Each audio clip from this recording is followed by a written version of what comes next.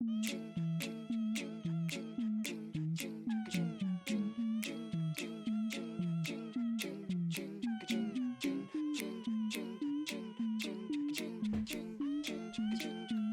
is the best Crash Bandicoot level?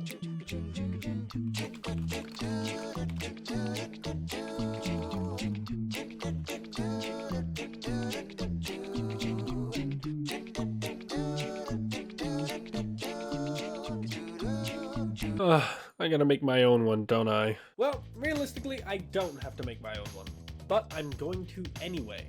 So welcome to every single Crash Bandicoot level ranked! Hello everyone, I am Jack, and I decided that I would play through every single Crash Bandicoot level and rank them in an order of worst to best. Crash Bandicoot has been my favorite 3D platformer for as long as I can remember. I grew up with the original trilogy, and they're still my favorite games to this date. That's why I figured I should maybe rank every single level. Before I start, I just want to talk about the rules that I have in place. I decided to only take games from the original trilogy, Wrath of Cortex and Crash 4, since they're the only ones that share the same kind of level structure. I was really debating putting Twinsanity in this list, but the levels are structured totally differently. As well as like the GTA games, they're just kind of different games. So I figured I'm not going to put them in, I'm just going to stick to these 5 games. No bosses included in this list. If this video does well, I might just do another video on only boss battles, but we'll see. The list is based off a mix of my own personal opinions and preferences, as well as how objectively well designed and enjoyable the level is. To really understand the thought process behind my ranking, I should probably tell you what I personally enjoy and dislike in levels that I play. So for me, I like immersive environments with music that complement it perfectly, as well as a lot of challenge. I love challenge. Like, why wouldn't you? Why would you just want to breeze through a game? It is a little something for everyone. So there's going to be a bit of bias in this list. Of course, this is my favorite Crash levels list, not the best Crash levels list. Considering this though, I'm still going to take everything into account when ranking these levels. I'm not just basing these levels off of your first simple playthrough, just grabbing the crystal and getting out. This is about your whole experience, you know? Getting the gem, getting the relic, everything hidden. Just remember, it's my own personal opinion, so please, for the love of God, don't send me death threats if your favorite level is last. But it's okay, because that's impossible, because absolutely no one likes Coral Canyon. This is absolutely one of the worst 3D platformer experiences that I've ever suffered through. This is the second swimming level in Crash Bandicoot Wrath of Cortex. This is my live reaction to realizing I had to do another one. Oh no. No. Playing this level once was bad enough. Having to go back and get the relic made me crazy, and I guarantee if I missed a box and had to do it a third time, it would have put me in an asylum. You start in this bulky, slow submarine that takes 4 hours just to turn around. Couple that with the unbearable verticality of this level and it becomes an absolute nightmare to explore. Then you've got these mines with the stupidest hitbox known to man. By the time you hear one falling, it's probably gonna kill you. I mean, look at this! Look! It didn't hit me! Because this level is so awful and the verticality makes it impossible to navigate, you'll either spend forever trying to just zoom through the level to get it over with as fast as possible, or if you're trying to get all the boxes, you'll spend 4 years just searching around to try and find them. It's a nightmare. At least after the submarine part, you get to play as normal Crash for the final quarter of the level. But I can talk about that a lot more in the next water level from this game when it comes up. Speaking of... Yep, I'm bunching both of the Crash Bandicoot Wrath of Cortex water levels at the bottom of the list. And why? Because they're both absolutely dreadful for the exact same reasons. The only reason this one is above Coral Canyon is because you get slightly more Crash swimming and slightly less submarine. But unfortunately, my footage of the normal Crash swimming corrupted, so I don't have it. Sorry! These levels are just painful, so let's move on to something that isn't a swimming level, please? At least the type of level is different, but unfortunately it's still the same game. Do you love spending an eternity swinging on monkey bars before the level actually starts? What do you mean, no? Well, that's exactly what Droid Void is. You start the level on the slowest monkey bars known to man, and then you're forced into this power loader suit that is the absolute worst thing ever to control. Not only does it make your hitbox absolutely huge, you're stuck controlling this stupid gun that doesn't even shoot half the time. And like, that's bad enough, but you have to stand perfectly still in order to shoot the thing in the first place, and half the time it won't even work! Because of all this, it absolutely deserves to be this low on the list. Boring, stupid, slow. I hate it. Next level! Here's the first game on the list not from Crash Bandicoot Wrath of Cortex, and I feel like I should say that even though I have played the original trilogy way more, I decided to use footage from the Insane trilogy just because I think it would look nicer in the video. I don't necessarily think this is a terrible level either, but to be the final level of the original Crash trilogy is the most underwhelming thing I've ever experienced. It's essentially just a race to get to the end as fast as possible and beat these other flyers, just like the racing levels. But this time there's a gimmick where you have to spin to go through these rings, but the issue is when you spin, you get a boost, making it impossible to control. Granted, that does add a nice level of difficulty to it, but I don't think it's worth it to be the final level in the game. All in all, just a very lackluster finale to an amazing game. Wow, and would you look at that, we're already back at Wrath of Cortex with Smokey and the Bandicoot. If you get the real experience of this level, I'm going to leave in the original audio so you can hear that painful screeching that plays every time you try to turn. It's a nightmare. I've got two words for this level mainly: uninspired and slippy. You know what, I've actually got a third. Easy. You're going to get first place within the first 10 seconds, and it's quite easy to maintain it because the opponents don't pose any threat.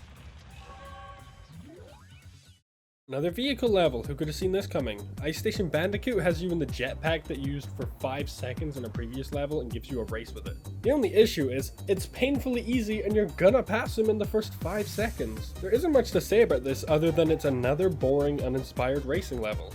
Next. Now when I put this list together, I swear to God I didn't mean for all of the Crash Wrath of Cortex vehicle levels to be all at the bottom.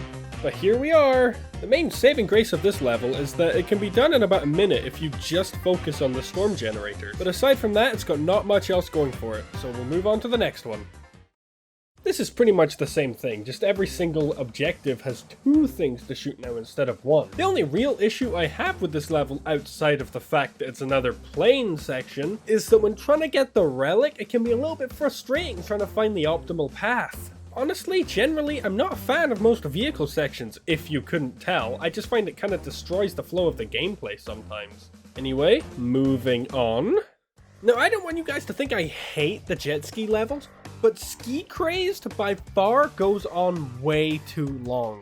It's the 4th one in the game, and by the time you get to it, you're way burnt out on any of the jet ski levels. The good thing about this level is we've already gotten to the part of the list where I can say I somewhat enjoy the levels I'm talking about. A lot of people have issues with the controls in the Insane trilogy compared to the original. Personally, I don't find them to be much of an issue. I honestly hated the original levels as a kid, and playing them now, I like them a little bit more than I used to, I will say. But this one still by far is the weakest in my opinion. H2 Oh No starts in the submarine. No, God, why? I can't stand the damn submarine. Like, why can't it just turn around? I also love just getting killed by mines that come out of absolutely nowhere. Bro thinks he's gonna go see the Titanic. Oh my god! He died! The saving grace for this level is that most of it isn't actually in the submarine, that's only the start. The theming of this level is that you're actually sneaking into another secret base, and there's been a few of the secret base levels before, but this one you come in through the sewers, which I personally think is kinda cool.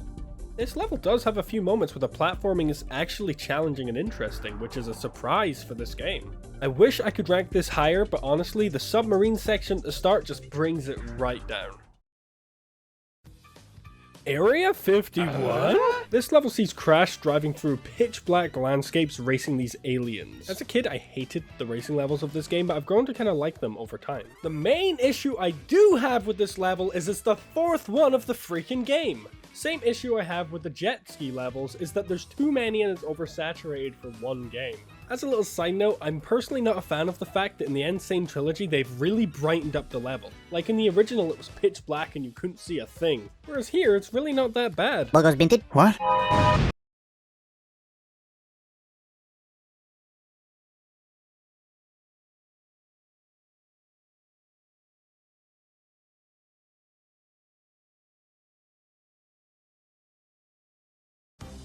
Bye Bye Blimps is yet another plane stage that makes the lower end of this list.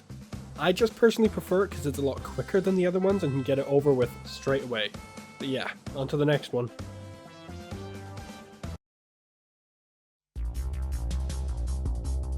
Crash Toroids.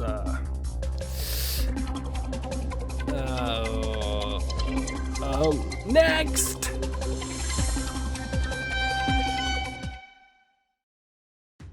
Force of Nature has Coco snowboarding from the start of the level all the way to the very end. And I gotta say, it's quite fun. I kind of enjoy this level. It is a little bit disappointing for the final level of the game, but I'm willing to let that slide because it's way better than Rings of Power. It also is a little bit barren. There's not really much going on except for dodging some nitros, which is totally fine by me. All in all, I find this level quite enjoyable, so yeah, I think it deserves this spot. I am genuinely a pretty big fan of the Atmosphere levels in Wrath of Cortex, but I just don't like this one very much compared to the others. I really don't like the space theme, and that's just a personal opinion on my part. This one's also a fair bit shorter than the others, which honestly I do kind of like. This level's quite fun, but nothing special. Okay, finally we're getting into the controversial choices. There is a couple things I do like about this level, such as this intro where you have to scale the original gate. I think that's a really cool idea. And I absolutely love the visuals of seeing Cortex's castle just looming in the background. Super cool. As much as people love this level, it's really just not for me. I don't really like the theme of this level, and every time I play it just seems to drag on and on, especially when you're going for the gem route in the first game. It is a nice challenge, but having to restart the whole thing every time you die is one of the worst feeling. Next up, we've got Medieval Madness. Honestly, I do really like the theme of this level. A common theme of the Crash Bandicoot Wrath of Cortex vehicle levels is that they definitely do drag on a bit. Don't even get me started on Tiny Tiger. It can also be a little buggy sometimes too. Gosh, you're supposed to be dead. Okay, overall it's a pretty fun Atmosphere level. Not the best, not the worst, it's just alright. That Sinking Feeling is definitely one of my favorite vehicle levels in the series. This level oozes with aesthetic and vibrancy. I mean, look at the destroyed island you're flying over. It looks gorgeous. The shooting may be slow, but honestly, it's not as bad as people say it is. You can breeze right by as long as you time it right. Overall, I find this level quite fun, and it's short and concise. Mix that with the really nice visuals, and you've got yourself a pretty decent vehicle level.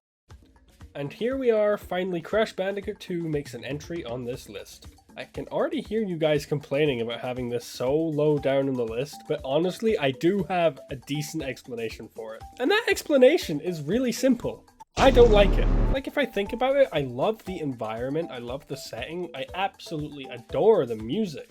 But it does have one glaring flaw with it. And yes, I'm talking about the backtracking. Now, look, I know that it's not as bad as later levels in the game, but it's all because I loved Turtlewood so much as a kid, and every time I got to this, I got so frustrated by the backtracking that I hated it. Even though I can look at the level now and see it's clearly nowhere near as bad as I remembered it being, that hatred has been burning away for so many years that I still dread coming to this level every single time. And unfortunately, because of that, I have to put it this low on the list. I'm sorry. Okay, now I don't want people to get the wrong idea. I know a lot of the list so far has been Crash Bandicoot Wrath of Cortex, but I genuinely don't hate the game that much. I think it's pretty fun. I think this level's pretty cool, but it definitely does suffer from a lot of the problems that Wrath of Cortex has as a whole, such as the really wide hallways and the stupid enemy placement. What's this guy doing? Who is that guy? Dude. Looks around, shoots in the same spot.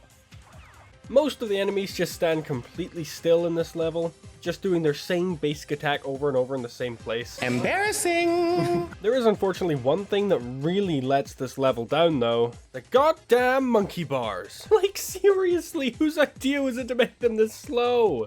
Though I will say, genuinely one of the most fun parts of this level is trying to find a way to just try and skip all the monkey bars. The end of the level is pretty cool too, having you dash through all the lasers to grab the crystal. There's not much after that, but overall it's a pretty solid level.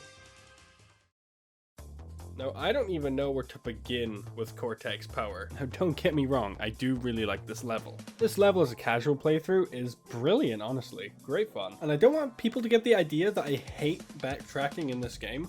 It's just in this level, it's done really, really poorly. First of all, the level in itself is just a gigantic maze with a bunch of split paths. And there's boxes down every path, so you do have to take every route eventually. But in the original, where you would only have one life to try and get the gem, it made this virtually impossible because coming towards the screen was hell. You wouldn't be able to see any of the hazards or enemies coming up, so you'd end up just dying and having to restart a whole bunch of progress. It was really frustrating. And I do appreciate the difficulty, it was just really annoying to have to play through. But all in all, I do like this level. Next up we have Road Crash. This is the second racing level of Crash Bandicoot 3, and what really sets it apart from the other ones is that this one... I pranked you guys, the sentry was hot cocoa the whole time. Now I absolutely love the concept of this level. I find it really cool when you can like see the exit from the start or at like another point in the level.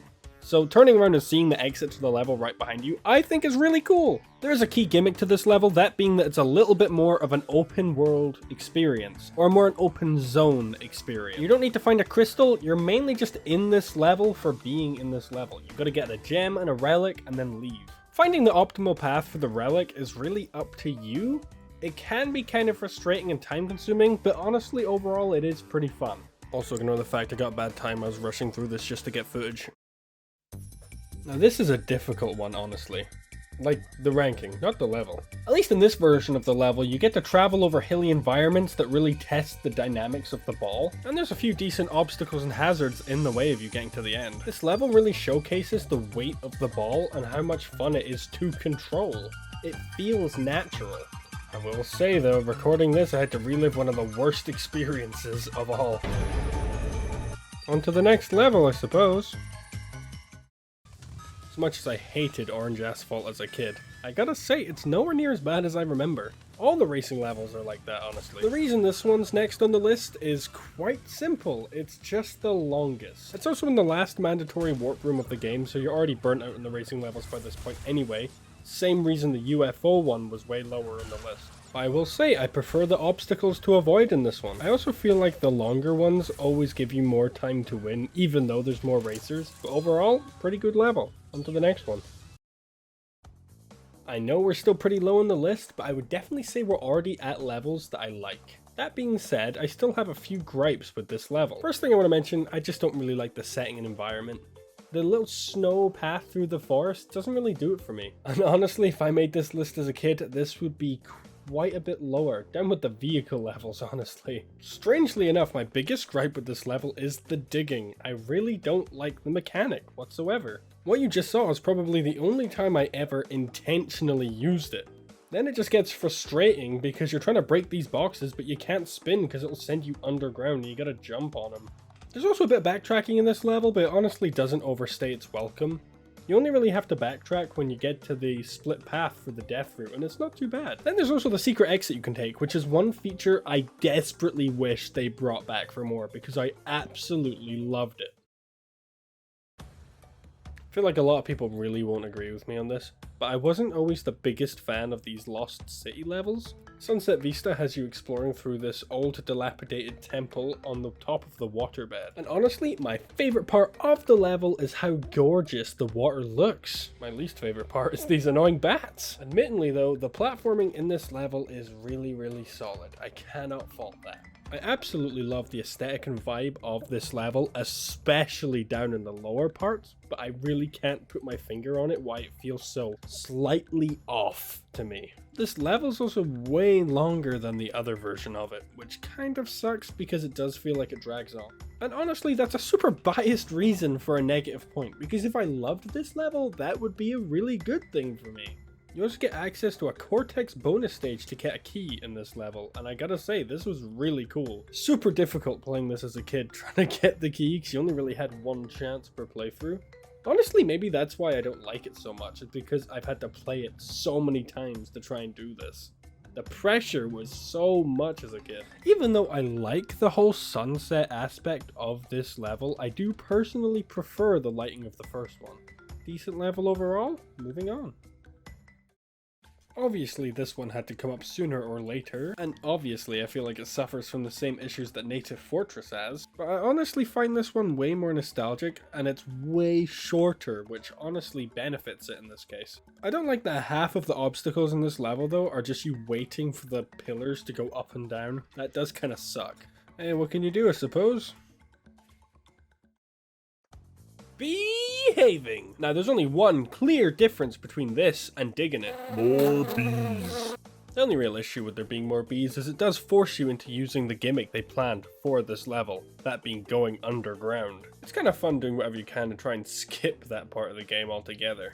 Realistically, it's just the same as the other map, with just one or two things to keep it a little bit more interesting. One of those being the legendary purple gem route. It took me forever as a kid to realize you could stand on these nitro crates. And the rest of this bonus route is a really fun challenge as well. Honestly, it's top-notch 2D gameplay. Even though this is at spot 116, I still genuinely believe that most of these levels are really good. It just shows that there's such a high bar when it comes to quality. Now this was one of my favorite levels from Wrath of Cortex growing up. Gold Rush gives us a very appealing western style to the level, and I gotta say they executed it greatly. I will say though, it's an incredibly long level, so yet again, it does drag on a little bit too long. In saying that though, this level is incredibly dynamic, and there's a lot of different gameplay styles at hand here, such as Classic 3D crash platforming. 2D sections. A railway section. More monkey bars. A really fun death route. More monkey bars. Okay, but seriously, please stop putting monkey bars in these damn levels. The enemies and their placement in this level aren't the best. Oh god, what was that attack? Like, great. The donkey kick. Embarrassing. I do gotta say, it was a genius idea to put the yellow gem at the end of the gold mine. It's like a little golden nugget, it's cool. And in general, I love this gem path. I think it's short, sweet, to the point, and it's not too difficult, admittedly, but it's fun. I think I would have been way more generous with this level if it just didn't have any monkey bars. They really bring these levels down, honestly. Next we have Jungle Rumble, and as you can see it starts off with, what the hell is the camera doing? Hello camera, crashes over here. Aside from the very goofy camera angles, I do like the start of this mission. I just gotta check something real quick. Let's look at what the drowning animation is. What? What? He's dead. The environment in this level is absolutely gorgeous, but yet again another Wrath of Cortex issue is that there's a lot of open space with nothing really to fill it. To fill the space, they literally just put random piles of crates here and there. Yep, that's exciting stuff. My favorite part of this level is really just how gorgeous they made the environment look, and it's a fairly solid Crash Bandicoot stage. And if you're a Wrath of Cortex fan and you're sitting there thinking to yourself, wow, if only every single stage had a vehicle section, well, you're in luck, because this has one too! All you really do in this one is jump in this little jeep and then instantly get killed. It's awesome. Really though, it's just your basic Crash Bandicoot chase section in a vehicle. You're just being chased by some rhinos. After this, you jump out the vehicle, grab your crystal, and you're on your way. If I missed a box, I'm gonna be so mad. It's a couple bucks. Where? Oh, damn it. Objectively, Future Frenzy is an amazing platforming level. It's incredibly dynamic with all the switching perspectives all throughout the level, and there's a lot of challenge in most of the obstacles. You can really use all the abilities you've gathered so far to find the most optimal path through this level. My one biggest issue with this level isn't even the level's fault itself. Don't hate me for this, I just hate the futuristic setting. And that's not just limited to Crash Bandicoot levels, that is just in general. I really don't like the futuristic theme. I don't know what it is, it just kind of unsettles me, and it sucks because everything else about this level is objectively really good. I just can't look past that one fact. But hey, there's still 2 more of these future style levels to be placed on the list, so let's see where they end up. Now, Ruination is a funny level. Real talk though, this level is fire. Speaking of fire, actually, why did the fire animation stop and start again? Tell me, why? Crash, please! So moving past the start of the level, this is genuinely one of my favorite environments and themes in all of Crash. Coming back to areas you'd already explored in Crash Bandicoot 1 is such a unique and cool idea. And you know you've been here before because you can see Cortex's castle clearly in the background, and these kind of ruins were in Crash 1 areas. Bonus path for this level's pretty fun as well. You just gotta fight all these monkeys throwing logs at you Donkey Kong style. Not much else to it, but it's pretty cool. I really don't have much negative to say about this level, which is what's so hard to rank about it. Because I look at it and think, wow, I really love everything about this level. But I just love the other levels more, and that's what makes this so hard. Finally, the first Crash Bandicoot 4 entry on this list. When I first started making this, I really didn't know how the Crash levels were going to rank compared to the other ones. I played the other Crash games at least 10 times each, but this was only my third playthrough of Crash Bandicoot 4. I was really trying to not let recency bias impact how I felt about these levels, and I feel like personally I did a pretty good job at that. Honestly, when I look at this full list, I am genuinely surprised how everything's ranked, but I'm not going to spoil anything, you'll see it when you get there. Anyway, fossil fueled. This level's got a few cool ideas sprinkled all throughout it, and honestly, playing as Cortex was a really nice change of pace in this game. It was pretty enjoyable. Just because this is my least favorite of the Crash Bandicoot 4 levels, it really doesn't mean I don't enjoy it. I've had to stress that a lot during this list, but honestly, I mean it. My favorite part of this level is that sense of traveling through the level. Like, you come across this big wall that you see in the distance, and now you soon have to travel up it. It's really cool. Scaling these walls is a very common thing in the Cortex levels, and they're always super satisfying when you pull off the cool tricks it wants you to do. After the volcano area, you go through a little volcano lake and then end up in this more mystical forest kind of area, and it really looks pretty. Now, I know I said I hate the futuristic theme, but unfortunately I also hate the prehistoric theme. Figures. In saying that though, I still think the environments of this level look absolutely gorgeous, and they're pleasant to be in. Just overall not for me. Sorry guys. What's this? A level that has monkey bars, a power loader, and it's not at the very bottom of the list? What? The main part of Crate Balls of Fire is that you're being chased by a giant firestorm the whole level. And you'd think that being in the power loader for that really would put this level down, but honestly, because you're always on the move, you're not stuck using the clunky gun, and it's actually a pretty fun level. There's one or two normal Crash platforming parts before this, but honestly, the main part of the level is this, and it's pretty good. Not much else to say, I just kinda like it. This level is honestly super cool.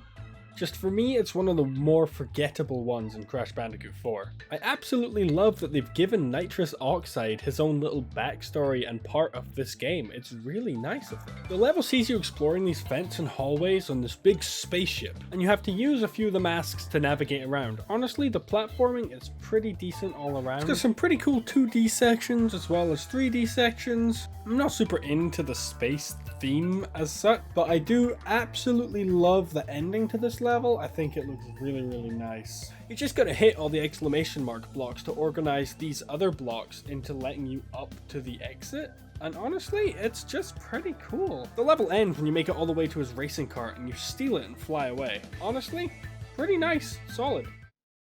The third jet ski level to make the list. Tell No Tales is essentially a longer version of the first jet ski level. It was one of those levels I used to dread coming to as a kid, but now that I look at it, I'm just really thankful it's not as long as the other one. This was also the first time I realized you could just go out the map to grab these extra lives, so that's cool, I guess. The level has a weirdly unique structure to it. So for the most part, you're just following a linear path to get to the end of the level, but there's also a lot of side areas for boxes and stuff you can get too. So if you're going for 100%, it might take a few minutes, but if you're just breezing through, it doesn't take too long at all. Overall, this is a level from a video game. Totally Fly sees Crash Bandicoot running through the jungle levels, but this time accompanied by a little firefly. But the gimmick here is that the firefly is the only thing lighting up your path, so without it you are in complete darkness. The only problem here being that every firefly is actually time restricted. So if you take too long in one area, you're going to be traversing the rest in pitch darkness. And you're going to be doing that a lot, because if you want to get the gem, you need to know this level inside and out. Because a lot of the boxes you need to get are reinforced crates, meaning you got to spend time body slamming each and every one of them. And that takes a long time. This level was way harder in the original, because when it went dark, it was pitch black. The only thing you could see on your screen was Crash Bandicoot himself. I could definitely see why they made it easier in the Insane Trilogy, but this is one of the levels where the satisfaction of finally beating it as a kid was unparalleled. Okay, so I have to admit something here. About 10 months ago, I actually took a break from making this video. I had a lot going on and didn't really want to dedicate too much time to it. I was super burnt out as well. So I just took a break, and this is me coming back to it now. So totally different background, new stupid haircut.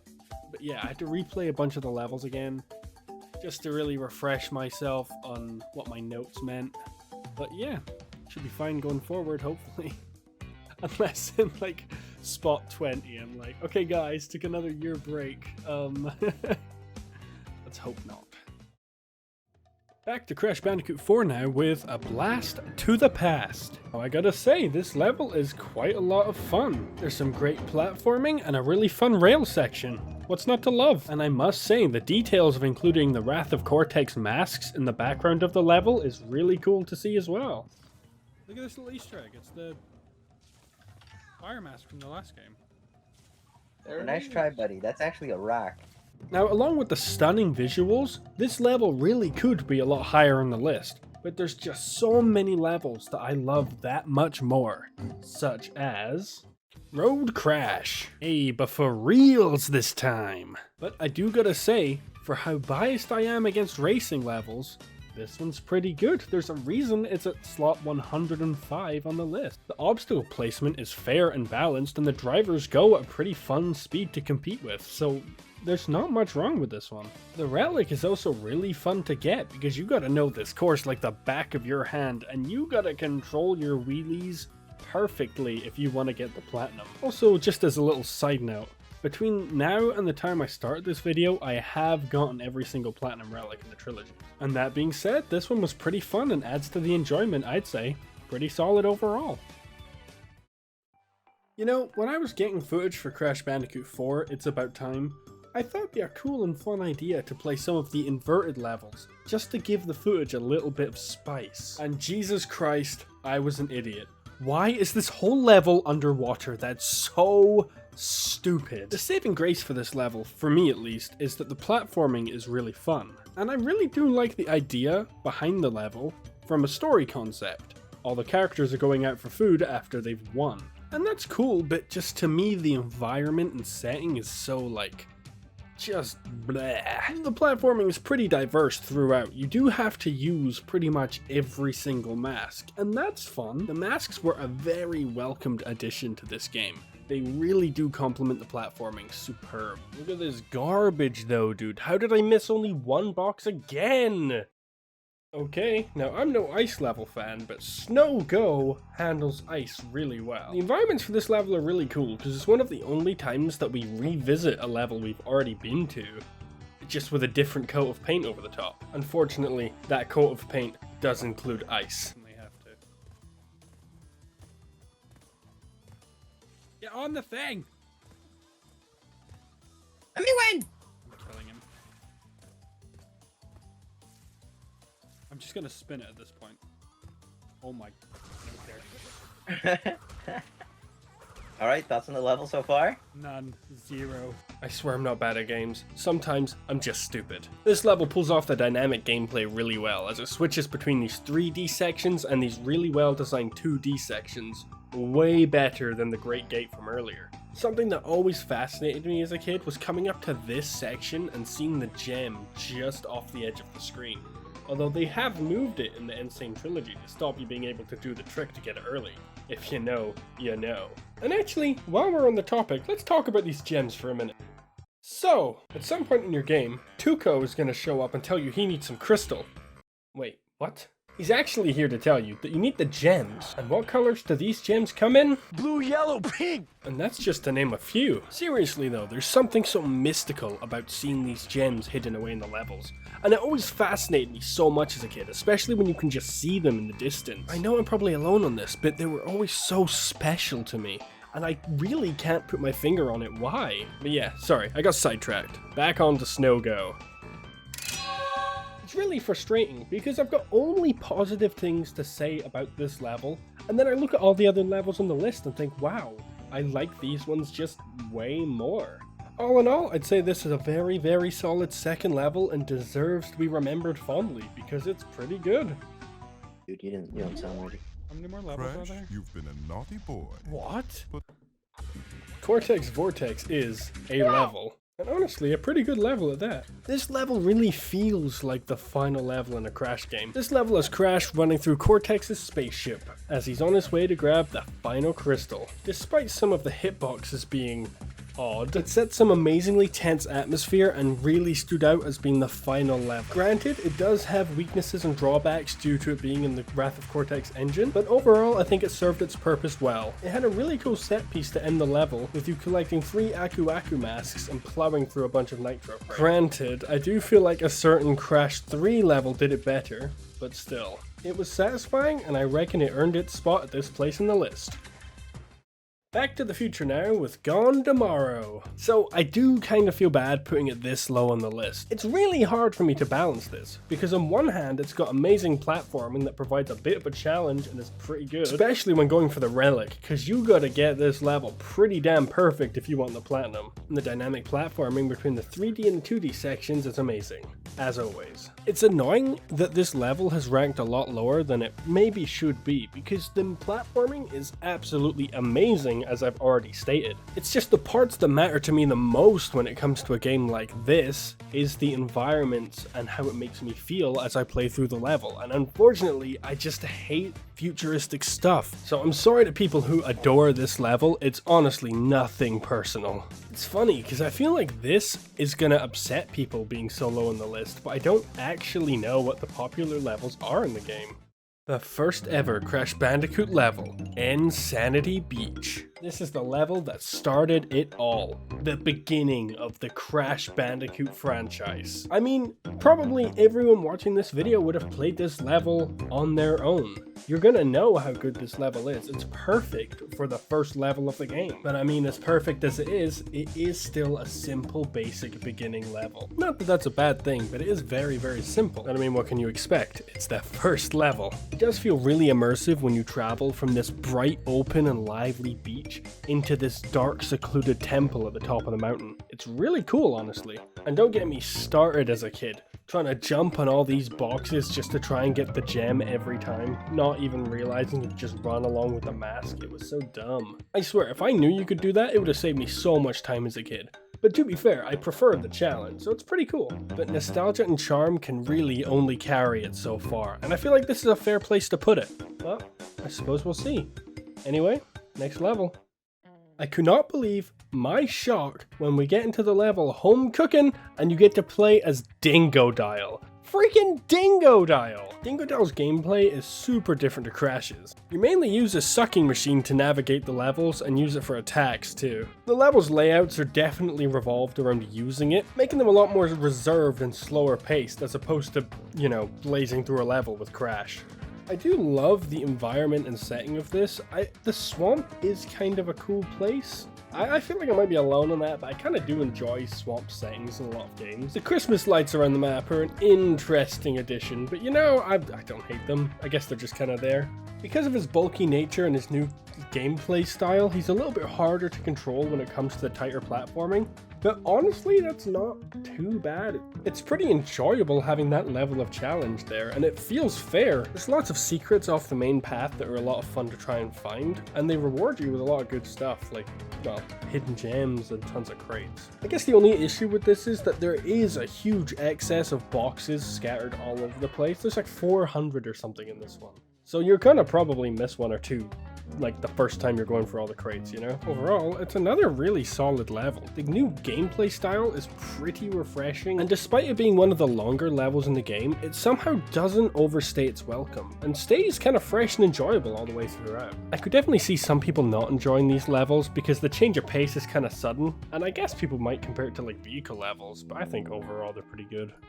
Okay, on to the final motorbike level of Crash 3. Hog Ride stands to be one of the only vehicle levels I don't absolutely dread coming up to when I play the game. It's really short and concise, an absolute brilliant intro to the motorbike, while keeping the race really enjoyable and a bit of a challenge. Especially when you're going for the relic, because you gotta hold the wheelie pretty much the entire course. Of course that comes with drawbacks, it's way harder to turn, so you gotta get the perfect run, but it's so worth it, it's satisfying when you win. I unfortunately don't have footage of me doing that, but I remember spending ages trial and erroring a bunch of little tactics, and eventually I got a perfect run and it was so good. And even just for a casual playthrough of the game, it's such a short level that it's so non-offensive. You know, it's just a quick, easy done, nice way to break up the platforming, feels satisfying to do, and overall it's a great racing level. I really can't fault it. By this point in the list, all the vehicle levels across all 5 games have pretty much been used up, but there's still a few later on that I really like. Rush Hour is a very unique level. It's one of the only levels in the game where you switch playable characters halfway through. You start with a lot of run-of-the-mill Dingodile sections and switch to Tawna halfway through. I think my favourite part of these levels is seeing all the character branded signs and restaurants scattered around the background. It's kinda cool. I think the only real gripe I have with this level is that the pace is a little bit slower than what I'd like it to be. Aside from that, it's alright. Though, but because it's kind of like a half level for each character, that at least keeps it kind of fresh and doesn't overstay its welcome. I don't have all too much to say about this level other than it's pretty solid, and screw that ending section. It drove me crazy. How did I miss 20 boxes? Hello? Now, the lab is a very interesting level. The lab sees you running down a totally straight corridor, hitting a bunch of switches to open up the doors in front of you. The level is pretty basic, but it's an enjoyable challenge. The challenge is basically just timing. You gotta hit the door to make it open at the right time so that you don't get zapped, or you gotta hit the thing so that the floor closes at the right time so you don't fall to your death, and that's pretty much it. I'm guessing here that because it's such a linear level might be the reason I struggled so much on getting the Platinum Relic. It took me at least an hour. It was probably the most time-consuming one. Like, I was getting to the end without stopping once, but then still just hitting the gold relic, milliseconds off the platinum every time. But don't get me wrong, it was a fun level of difficulty, just like, you know, a little bit much. Though that could just be me, to be honest, who knows. As for being the final main level in Crash Bandicoot 1, I think it does a pretty damn good job. The surroundings really make you feel like you're running through this final laboratory to get to the end of the game. Like, this is it, he's at the end of this hallway and we're gonna go get him. You know, it really does give you that feeling, and that's what I like a lot about this. For a gimmick level, I think it does what it's set out to do really well. Even though I like it, I am glad there's only one like this.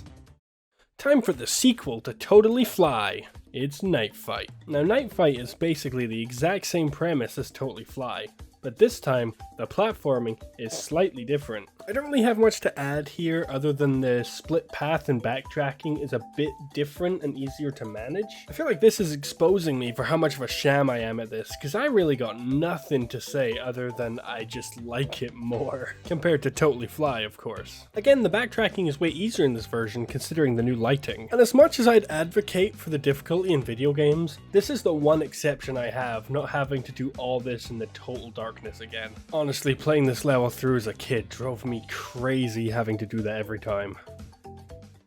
Hey guys, I'm in New York City just hanging out. Hanging out takes place in one of my favourite settings of Crash Bandicoot 2, being the sewer levels. The difference between this one and the other sewer levels is that this one's entirely revolved around the monkey bar mechanic, which normally would be a huge problem having a whole level of monkey bars. But this one's actually pretty good, for one huge reason in particular. You actually move pretty damn fast, especially compared to the Wrath of Cortex ones. So the level overall switches between two key parts. As well as these open monkey bar sections, there's these super enclosed and claustrophobic pipe sections that connect the areas together. And it's really cool and immersive, super benefits the level, I love it. And as much as I think the level's cool in itself, there's some bonus love to be given to it because it's got a secret exit as well. And you can't not love a secret exit, like those are so much fun to look for. Ignore that I just died, whoops. The secret exit path has you dodging a bunch of these spinny, spiky things on the monkey bars again. But this time you gotta press circle to lift your legs up to dodge them. Granted, this part isn't necessarily that good, it is just a bit of a time waste, but overall the level is really good. So, the Lost City. This is one of those levels I despised as a kid. There's still a part of me that dreads getting to this level every single time, and I think it's to do with getting the gem. Trying to 100% the original as a kid was an absolute nightmare. So I used to play the game a lot when I was like really young, like from the ages 3 to like 6 or something. But eventually that disc broke. And then when I got a bit older to like 10, 11-ish maybe, I played the game sometimes at my dad's house because he had it on his PlayStation 3. And I rarely ever got to see him, so I had almost no time to play the game. So trying to 100% Crash Bandicoot 1 like that was so difficult because I'd have like a couple attempts at level every time, which meant trying to get all the boxes without dying in every level was so stressful. And this was one that took me a lot of attempts. Though now, I really love the challenge of this level, but the one thing that's really pushed over the edge for me, and I know this was in Sunset Vista as well, but I love how this level sits on the water. I don't know what it is, I think it's just, it looks so pretty to me. It also looks really shallow though, so I don't know how these guys are drowning in it every time. The thing is, with playing the Crash Insane trilogy, you kind of do sometimes forget that every level you had to beat in one life and not just the like color gem ones. And I keep going to rate the color gem ones higher just because I like that bit of difficulty. But then I remember that I do prefer the original games, so I'm more basing it off that. Granted, I did mess up the gem run here, so I'll show you that. Getting all the boxes in this level is stressful. Oh no! I'm dead.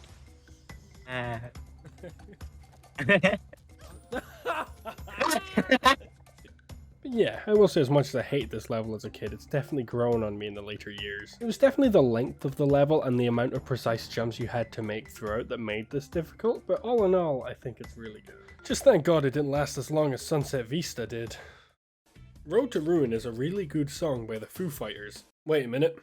It's actually also a level in Crash Bandicoot 2. This is an earlier version of the level Ruination that I've already spoken about on this list. I personally prefer this to Ruination, mainly due to the fact it doesn't include a lot of the annoying traps and obstacles that Ruination does have, like the 3D depth pillars that spin. It's just kind of annoying. As well as the fact I like the flow of this more. It seems a lot more fluid. The level itself though is really short compared to a lot of the other ones. It does make up for that though by having a fun gem path. As soon as the level starts to really find itself, it's already over.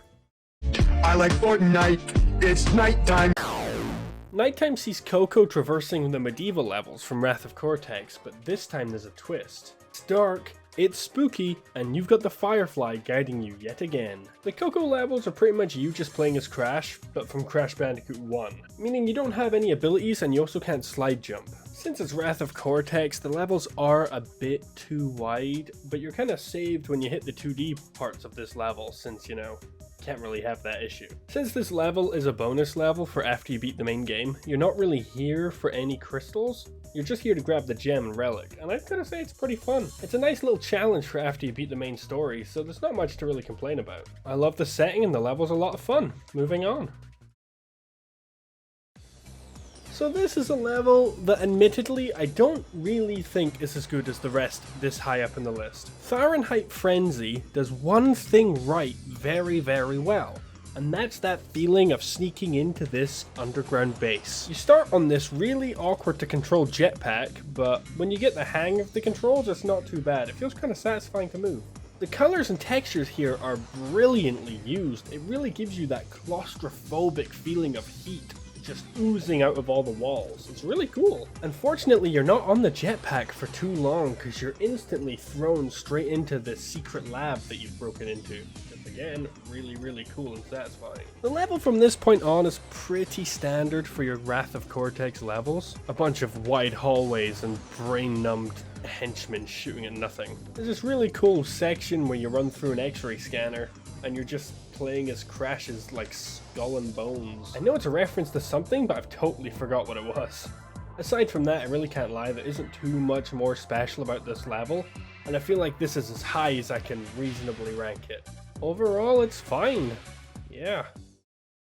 This is one of those levels that I kind of forgot existed until I replayed the game, but I'm so glad I did because Dino Dash is brilliant. It starts pretty simple with you doing some basic platforming for the game and dodging whatever enemies are kind of just lying around. Then you pick up the mask that lets you phase objects in and out of existence, and you know anytime you're picking that mask up it's going to be fun. It's personally my favorite mask for the gameplay elements it adds, and for this part you're just doing a rail grind section. And it's nothing over the top, it's pretty standard for how it goes, but when you get off the rail, you start getting chased down by a giant T-Rex. I'm assuming it was inspired by the dinosaur levels from Crash Bandicoot 3, but either way, it's still an amazing set piece to have in the level. After you outrun him, you transfer over to this swampy platforming area, which is pretty fun, but quite standard. Then the T-Rex comes back for round 2. I think this chase is a bit smaller and simpler than the first and the last one, which we'll be looking at soon. And then you've got another moving platforming part, this time over some lava. This time the platforms sink if you stand on them, but to make it even worse, you have to slide through the gaps in the rocks without your platform sinking, and well, you pretty much gotta time it perfectly if you want to get through. It feels like it's using some more complex Crash platforming abilities to really push your skills for how far you've come. And then we're straight into the final dinosaur chase section. It's really amazing to watch the dinosaur in the background post playing the game because you can really see how it interacts with the environment that it's standing on while it's chasing you. I think it's a really nice touch that most people probably aren't even going to notice because you're too busy looking at where you're going. Overall, I think this was a brilliant level. Yeah, top-notch stuff. Now this level is classic Crash platforming. Temple Ruins sees you exploring the ruins. Who would have seen that coming? The spooky atmosphere of this level is perfected, especially in the original. Going for the Platinum Relic on this level, you're really gonna know exactly how long the fire animation lasts if you want to get some early cycles, which is kind of fun. There's also a few secret pathways that I felt like a genius figuring out when I was a kid. I mean, the platforming is amazing, but it really is just this high for the amazing atmosphere. Another Cortex level now. The Crate Escape utilizes Cortex's movement abilities in an amazing way. There's a lot of really fun 2D sections that are super satisfying to hit. Some amazing visuals that really let you feel like you're traveling through this area. Some fun 3D sections. An interesting counting and timing section where you gotta count these carts to know when to go. And as always for these Cortex levels, another giant wall for you to scale. When you finish the level, Cortex remembers that he's the bad guy, so he steals the mask and runs. Then you take control of Crash towards the end of the level where you do your best Uncharted 3 impression by running along all the falling crates flying out the back of the ship. It's really cool. Definitely an amazing set piece and by far the highlight of this dimension. If you run along the crates for long enough and keep it up without falling, you'll eventually make it to the cargo hold of the ship. There, the level pretty much ends. It's pretty good. Crash Landed has got such a gorgeous color palette. Just had to get that one out the way quick because, look at it, it's stunning. And as the level starts, you go through this nice, gorgeous tunnel into this big field of turtles that you gotta do some platforming around.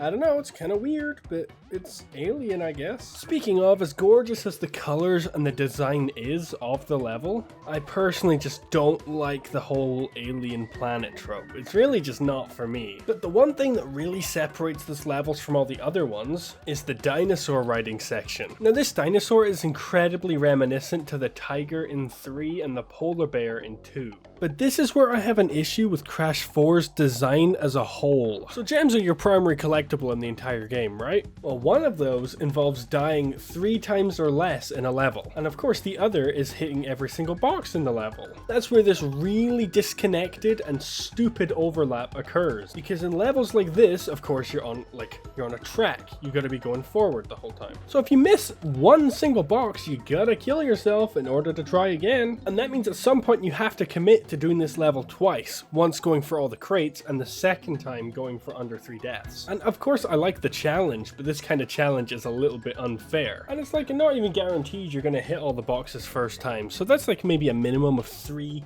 possibly 4 playthroughs of this level, and then you have to do it again for the inverted version. That is just mental. That's like potentially 8 playthroughs of this one level just to 100% the game, all because it's got this on rails, I'm gonna say quote unquote vehicle section, which is a shame because standalone the vehicle section is a lot of fun and brilliant. It's just those flaws with the whole game, it's unfortunate. So anyway, back on track. So next up's a part you gotta do with the gravity mask, and I personally am just not a fan. This bit's kind of just like there, a bit of a slog. Not for me. That whole part mainly just feels like filler, padding time for you to get to this amazing final set piece with the dinosaur, which sees you jumping along the turtles' backs, making your way to the time gate to get back to where you're supposed to be. It's a really unique ending to this level, and it's so well done.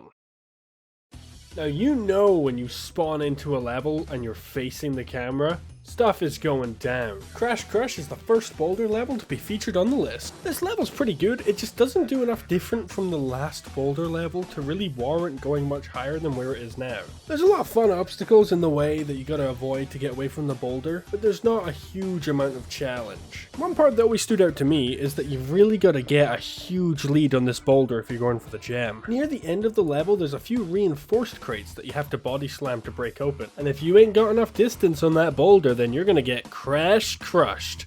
You get it? That's the name of the level. Snowbiz is the second ice level of Crash 2, and I think it's a major improvement on the formula in almost every way from the first one. It's a lot more challenging and it's a really good length. The 2D sections return and they're definitely improved. Not that they were bad the first time, but they're better, so that's good. There's a death route path for a gem that I forgot to get footage of, so that was probably fun as well. Now looking back on this footage, this level's a lot shorter than I remember. After the 2D section, it's pretty much done. Not that that's a bad thing, to be honest. I mean, the level overall is fun, so yeah, it's good. You think a really bad dinosaur, like an evil dinosaur, would be named Dino Slur? What's wrong with you? Now, I have a lot I want to say about the dinosaur levels in Crash Bandicoot 3, but I'm going to save a lot of the gushing for the other dinosaur level, because obviously I prefer that one if it's higher on the list. Dynamite does do 2 things a bit better than the first level, of course, that being the addition of the dinosaur you can ride, and the gem path, which offers a bit more of a difficult dinosaur chase, which is a lot of fun. Big issue I have with this level is how little time you get to ride the dinosaur. It's like 30 seconds and then it's over. It's way too short. They 1,000,000% should have had a dinosaur chase while you're riding the baby dinosaur. That would have been amazing. One thing I did always adore about this level is the way you end it by dropping in. It's so cool. Next up, we have the perfect example of a second level. It ramps up the difficulty a perfect amount for new players to kind of get the grips on the platforming. I guess the only real issue I do have with this level is you can totally breeze by it with the Aku Aku invincibility, since you'll likely have 2 masks on standby from the last level. I mean, that is optional, you don't have to do that, and I think the level is better without it anyway. This level serves as our introduction to both TNT crates, which became a long-lasting staple, and the bonus round, which did not. Well, okay, bonus rounds did stick around, but they were reworked into something different. Back in the day, it was your only way to save, so... Oh yeah, and it was also our first ever gem path. I remember always being so annoyed that I couldn't figure out how to get up there, but you know, got it eventually. Granted, I don't think this level is as perfect and as amazing as a lot of the other levels, but I do think it's heavily iconic. Imagine just being so good at Crash you can't even kill yourself to get into this level. Don't get me wrong, I'm a huge fan of when a game doesn't give you any hints and lets you figure stuff out on your own, but having to kill yourself to this absolutely random pterodactyl just to get taken to another level is mental, especially when there's no hint. This is my one exception, because why would that even be there? I do unfortunately have to admit, this was the only thing I ever had to search up as a kid to figure out, because, I mean, like, come on. Who figured that out the first time? From what I've been told, this is kind of a hot take having this so high up in the list. But come on, this is the first time you really get to use the dinosaur. And it's an obstacle course made specifically for him. I just think it's a lot of fun. Perfect for a little side bonus level that nets you another gem and a relic. Obviously, I don't think it's a perfect level, but I think it's great for what it is. And I'm happy to put it at this spot on the list. And while we're speaking of silly fun one-off levels, this is a perfect time to talk about Ghost Town. Okay, so the first gem you get in this is by winning the race. I'm gonna go pee. What? How are you gonna win the race? You're behind him. How are you? How is he? Is he passing here? No, he just gets further behind him. Hey, what? Where'd he go? How did he get behind you? Okay, well, I mean, he might still pass earlier up here, because this is where you go straight, and he goes, no. Oh, no, he is. This is where he passes you. Or, oh, what? What? This dude's hacking. Bro has Game Shark. I think I see it right there. Yes, I can address the issues for this level. I know you can beat it by just going AFK, but I just think that generally the level is quite fun, if you're playing it normally, and then it's entirely up to you how much fun you have with the level. I do think the highlight here is going for the relic, because that's where the key part of difficulty really comes in. I'm already aware that this level has way more flaws than most of the levels that I've already passed, and looking back, it's definitely way higher than it should be, but screw you, this is my list and I can do what I want. Sorry!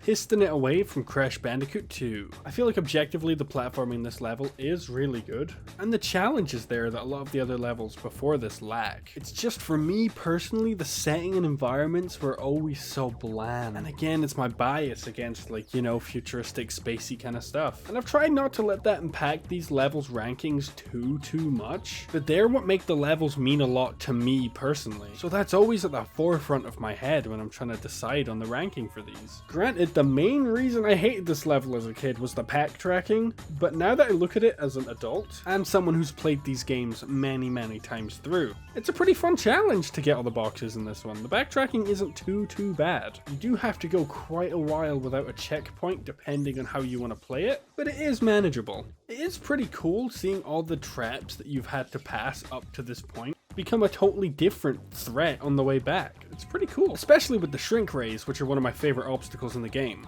The camera angle they have for backtracking is horrendous though, I cannot lie about that. There are probably a few people that put this as the best levels in Crash Bandicoot 2, and honestly, I can see why. But for me, it sits right here on the list. Jaws of Darkness does everything that Temple Ruins does, but better. The key differences are the more hectic multi-platforming segments, a gem path for boxes, and a Cortex stage that allows you to unlock another level. It took me ages to find this as a kid, because one of the tokens you have to just run across the void and pray, granted there's a little hint that it's there, and the other one can easily be blown up by TNT, so it's super easy to miss. And the Cortex path is a really fun puzzle to do, so yeah, I rate it quite high. Can't believe how many great levels we've had so far, and we're only coming up to halfway through the list. Arctic Antics is next. Now it's such a shame because I remember booting up this level as a kid, first time playing the game and thinking, wow, this is gonna be an amazing game. Boy was I wrong. But anyway, for the first level in the game, it's pretty much amazing. In saying that though, this level is not perfect. Far from it, in fact. There isn't really much platforming in the level, but you can say that about a lot of Crash Bandicoot Wrath of Cortex. It suffers from the classic wide open spaces with nothing to fill it syndrome. This level does, however, feature a really cool death route. And honestly, I can't lie, the death routes are some of the best parts of the game. I kind of wish every level was designed just like those were. I'm also absolutely obsessed with the gem design, like they look so gorgeous. I do, however, wish that the gem was at the top of the Nitro trail in the background there, because that's actually a really fun challenge. But if you want to get everything in one go, I usually go get the gem, then kill myself and go get all the boxes. It's just faster that way. I know I could point out a lot of negatives in these levels, and there are a lot of levels I've already gone over, to which I've pointed out no negatives in. It doesn't mean those levels are perfect, just that either way I prefer the ones ahead of it, you know? So growing up, I was always really disappointed that this was the last level in the first warp room. I couldn't believe they had 3 vehicle levels in warp room 1, but as you can see by the fact that none of warp room 1 has shown up so far, clearly they've grown on me. And this one definitely has, I can't lie.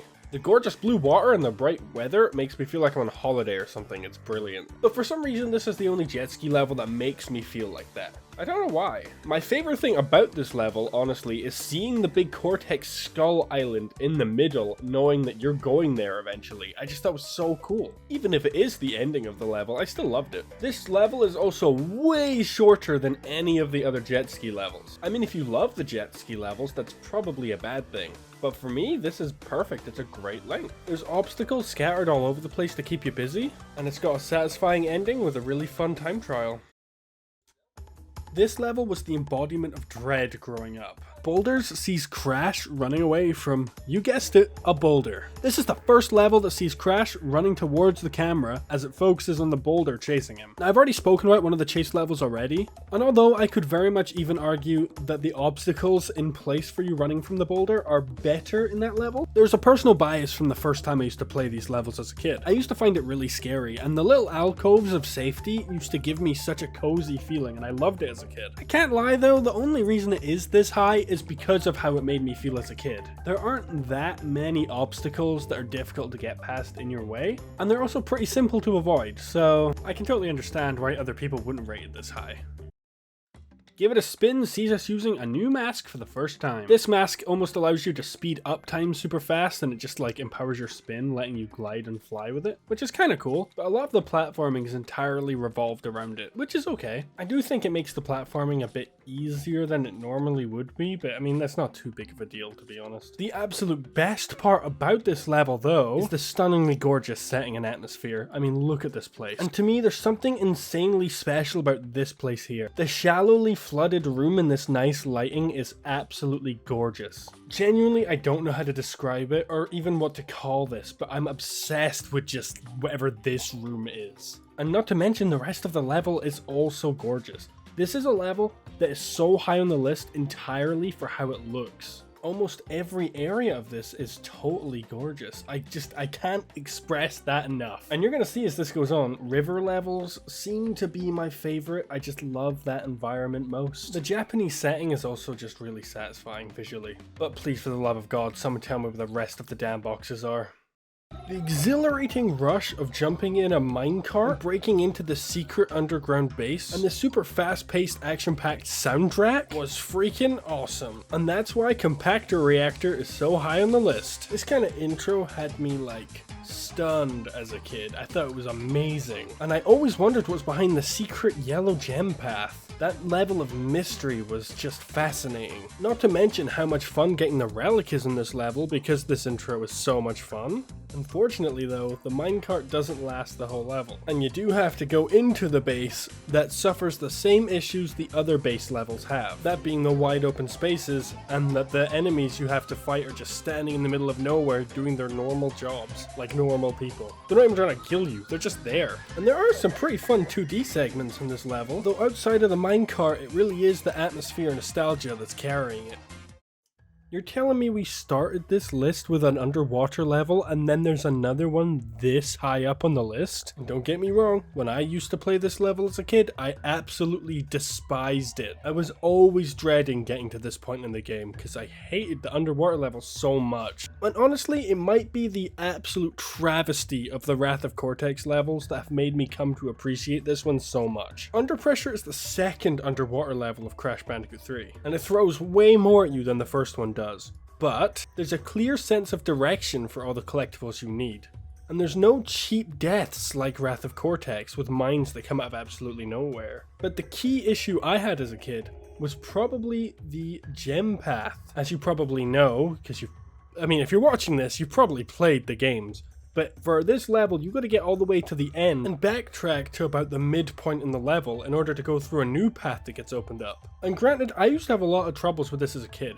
And maybe it's because I can kind of do it first try now, since I've done it so much that I don't see it as much of an issue. Don't get me wrong, it's still a challenge nonetheless. Granted, I do think it does drag on a little bit, especially when doing the gem route. But I've really warmed up to this level and it doesn't feel as much of a dread as it once did. I can just go in, get the crystal, grab the gems, and that's it, we're good. See ya. It's taken until now to realise how little Crash 4 levels have been showing up so far, but the level of quality in these levels is just insane. Next up is Crash Compactor. It's one of the earlier levels in Crash 4, and it's just such a great level. It gives this really cool mechanical Mad Max kind of vibe, but I really like it, yeah. I mean, I'm assuming that's what they were going for? Question mark? Maybe? But aside from the setting and the vibe, the platforming is also super solid. My favorite part being towards the end, but we'll get to that when we get there. This is one of the earlier levels in Crash 4, so the difficulty doesn't spike that much at all. But with the concepts and gameplay styles thrown into this level, it's easy to feel how much effort and detail went into every single part, and it's brilliant. Just the only real drawback is that it's pretty easy for being an early level in the game. But that's unavoidable, I'm afraid. That's just gonna have to happen. Because you know, that's kind of how like games work most of the time. Though in saying that, this is one of the levels that I struggled to find every box in. But that's also kind of par for the course for Crash 4, so. The best part of this level, for me at least, is using the mask towards the end. And I swear to God, every time they bring this mask out, the sections are just amazing. Best mask in the game, baby! What the hell is that guy doing? He's trying to play that one ball level of Wrath of Cortex. Yeah.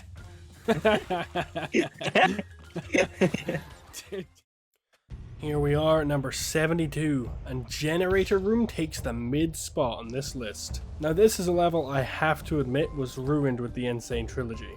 Ruin might be a strong word, but the atmosphere and tension was completely ruined. I said ruined again. God damn it. I hope I'm not the only one who feels this. I feel like there's no way I am. Getting to this level as a kid used to really freak me out. The monitors and the darkness was just so creepy. I love how dark and ominous this factory kind of setting is. It works amazing here. The level is pretty short and most of it is your standard just precision platforming. And definitely the ending as a kid always made me so tense. I also really like the touch of having Pinstripe on the door. It's like you know he's coming up soon and you're in his kind of territory. It's very nice. Not much else to say. Pretty good. We've already spoken about all the other Atmosphere levels on the list, but I would say Bamboozled really does take the cake for the best one. Not only did me and my sister used to fight over who got to play this level when we were kids, but it utilizes the terrain way better and gives you more of a free-flowing level to play through. The long series of pipes that are connecting all these treetop trails together allow you to get so much momentum when it's a blast to play. And the weight and physics for these levels just add to the experience even more. There's some fun little side paths that make you have to take it a bit slower. Those sections are a fun challenge. On to the next one. I've come to the realization that after this, there's only 5 more Wrath of Cortex levels to rank. But next up on the chopping block is Avalanche. The music in this level is so whimsical and fun that you forget that in mere moments you're going to be going against a natural disaster. Yeah, the platforming isn't overly complex, and the setting isn't my favorite, but it's not too big of a deal. I think this level does its job really well. After some basic platforming and the bonus, you head on to this little ice slope and have to dodge nitros, and I think this part's just quite fun. Granted, it's not anything huge, but it's not offensive either. It's just kind of there. But Jesus, Coco's slipping animation is so goofy. After this part, you head through a tunnel, jump on a snowboard, and then there you go, you're outrunning the titular Avalanche. This part is super cool for a chase section, I think. It's definitely different than anything else we've had up to this point. There's a fun bonus challenge of trying to get through all the flagpoles, which nets you a gem for all your efforts, so that's pretty cool. Coco had some pretty solid stages in Wrath of Cortex, which you're gonna see later in the list, obviously. Boulder Dash is pretty much boulders, but improved in almost every way. The sections are longer with more obstacles in between, and that really makes you feel that stress of having to keep up and ahead of the boulder. There's more obstacles in the way and more jumps to make, along with moving platforms that really give this one a unique feel. well, as unique as it can be when you're pretty much doing the same level again but harder. The best part about having these longer stretches of boulder segment is how satisfying it is when you nail them, especially the relief you get when you get to the end of the level. It's awesome. A small weird thing I do love about this level is when you have the gem for this level, you can go down and see what's in the pit behind you, which I just always thought was really cool. I'm gonna say from about the 104 mark to here, which was Snow Go, by the way, were the levels I really like, almost love. But from this point on are levels that I absolutely adore. And there's still like 70 to go, so...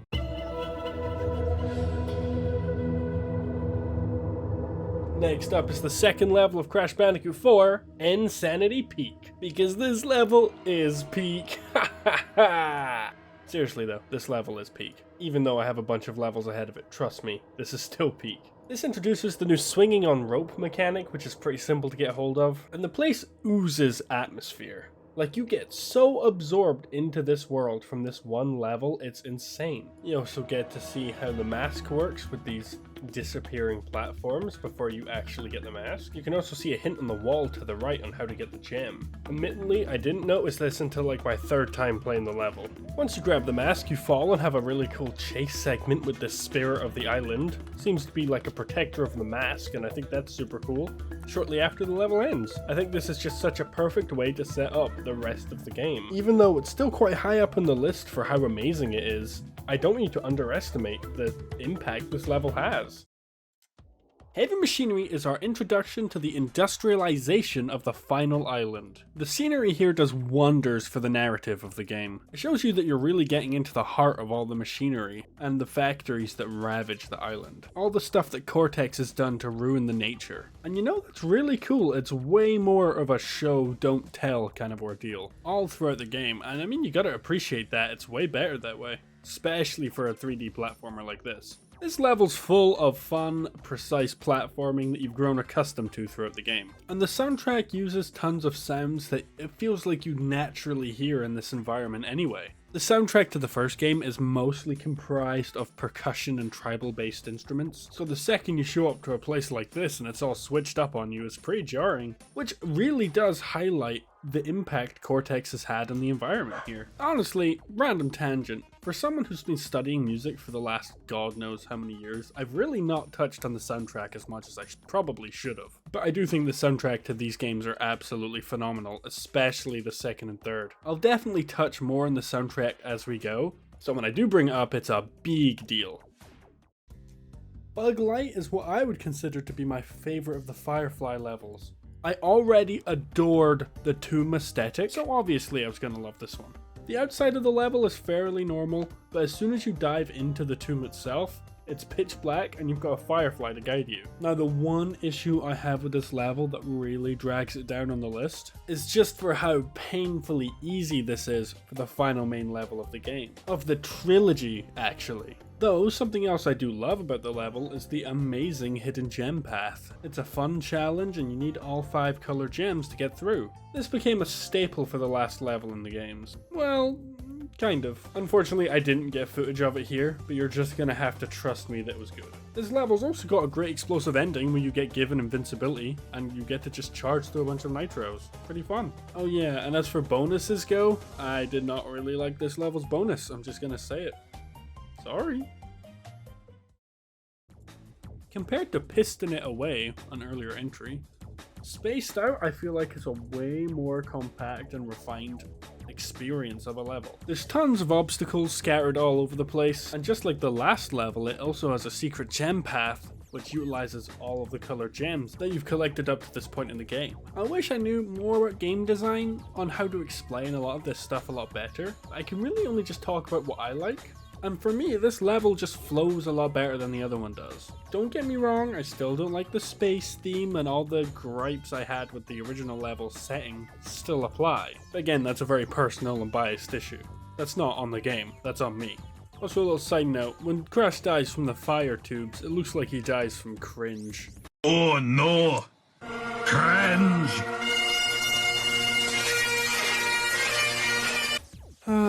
Rest in peace, Crash. Gone but not forgotten. Oh no, we're running towards the camera again, you know what that means. Yeah, Crash Dash is next, and I don't know what it is about it, I just prefer it to the other ones. Although I do prefer the precision platforming of the first game for the boulder levels, there's some mystical pull that drags me towards this one as being my favourite boulder level, and I don't even know why. Now notice I'm saying boulder level, and not chase level, because spoilers! There's more chase levels. Of course you'd know that if you've played Crash. Yeah, sorry it's a bit of a cop-out with this one, but I don't really know where to go. I've explained why I like the first one, and I think this one's just better. I really like the ending as well, where you have to have enough of a lead to get the last few boxes. I think that's always a nice touch. Compared to Jungle Rollers, Rolling Stones is an improvement in every single way. There's also a fun Brio bonus path that can be done in this level. I remember replaying this one a ton as a kid trying to find them all, only to realize they don't even give you anything in the original. At least you need them all for the gem in this one, so it's good I knew where they all were. I'm kind of running out of stuff to say on the levels in this part of the list. It's hard to really come up with new things when I've explained them all in the last version of this level, and this is just better in every way. Well, in my opinion, of course. Next up, we're hitting Japan with Banzai Bonsai. And that means after this, there's only 4 more entries from Wrath of Cortex left. Now just this starting area is exactly what I love. Something to do with these nice cozy spaces and platforms kind of floating on the water in this narrow path. I feel like that's the exact environment I adore most in a 3D platformer. For whatever reason, I don't even know why. From what I remember, this was the first time we were ever able to play as Coco. So that's a cool bonus. The camera's super dynamic in this because it switches between the normal 3D sections, this weird top-down section that's never seen again, and then some normal 2D sections as well towards the end, so it's really cool. And the sound for this level is absolutely gorgeous, dare I say perfect. It's like weeb heaven in a platformer. Okay, I'm kidding, please don't attack me. But I do genuinely love the setting. And the theme, oh my god, it's just gorgeous. I love this level. This was like probably my favourite one from this game as a kid, and probably one of my favourite Crash levels before I really realised what I liked. You know, that's all different now. Now it's up in the 60s, so what can you do? Hook, Line and Sinker is our game's introduction to playing as Tawna. Okay, granted you don't actually get to play as her that much unless you're doing all the side levels, but despite this level having a bit of a slower pace than a normal Crash level would, the platforming is pretty solid throughout. There's plenty of obstacles that you have to pay attention to, and some little challenges if you want to get all the boxes. But my absolute favourite part of this level is the environment and setting. I can't lie, I adore the pirate theming, especially platforming between all the wrecked ships. That's awesome. The narrative behind this level is that Coco and Crash have been Bandicoot napped, and Tawna from a different dimension is here to save them. Tawna has a decent but kind of short-lived story arc, where she's terrified for Coco and Crash because in her dimension, they're already dead. And I think that's super cool. Granted, for me this level is mainly carried by the settings, but you know what? I don't care anymore. It's a good level. Next one, please. Okay, so... oh, damn it. Okay, so I have to admit, when it comes to 4, the soundtrack really didn't stick with me whatsoever. But this song absolutely bangs. It slaps. It's... whatever else the kids say these days. It's skibbity. This song is so skibbity. But this level as a whole is really good. The tunnels kind of remind me of Wuthering Heights from way up higher in the list. From Crash Wrath of Cortex, of course. Even though I'm not the biggest fan of the gravitational mask, I feel like this level is pretty inoffensive with its use. The wall running sections are pretty well done and enjoyable. God, it's so hard to not just say it's fun for everything, I swear to God. And the 2D sections, pretty fun as well. Ah, damn, I did it again! And of course, the rail sections are fun as well. Okay guys, you caught me. I'm not really a level reviewer. Yep, this game is fun, and this level is fun. My bad. Now that we're getting lower down on the list, we're getting into the level themes that I just absolutely adore. And the medieval theme of Doubleheader is up there with some of my favourites. The rain and gloomy weather does detract from the spectacle in my opinion though. Oh, we can get to how much better this level looks later on the list. The other reason it's a bit lower than I think it could have been is that to me there's not much difficulty really present. I mean, that's kind of a personal nitpick. Generally speaking, the medieval theme isn't like my favorite of all time, but in here I just think it's really— Oh, Jesus!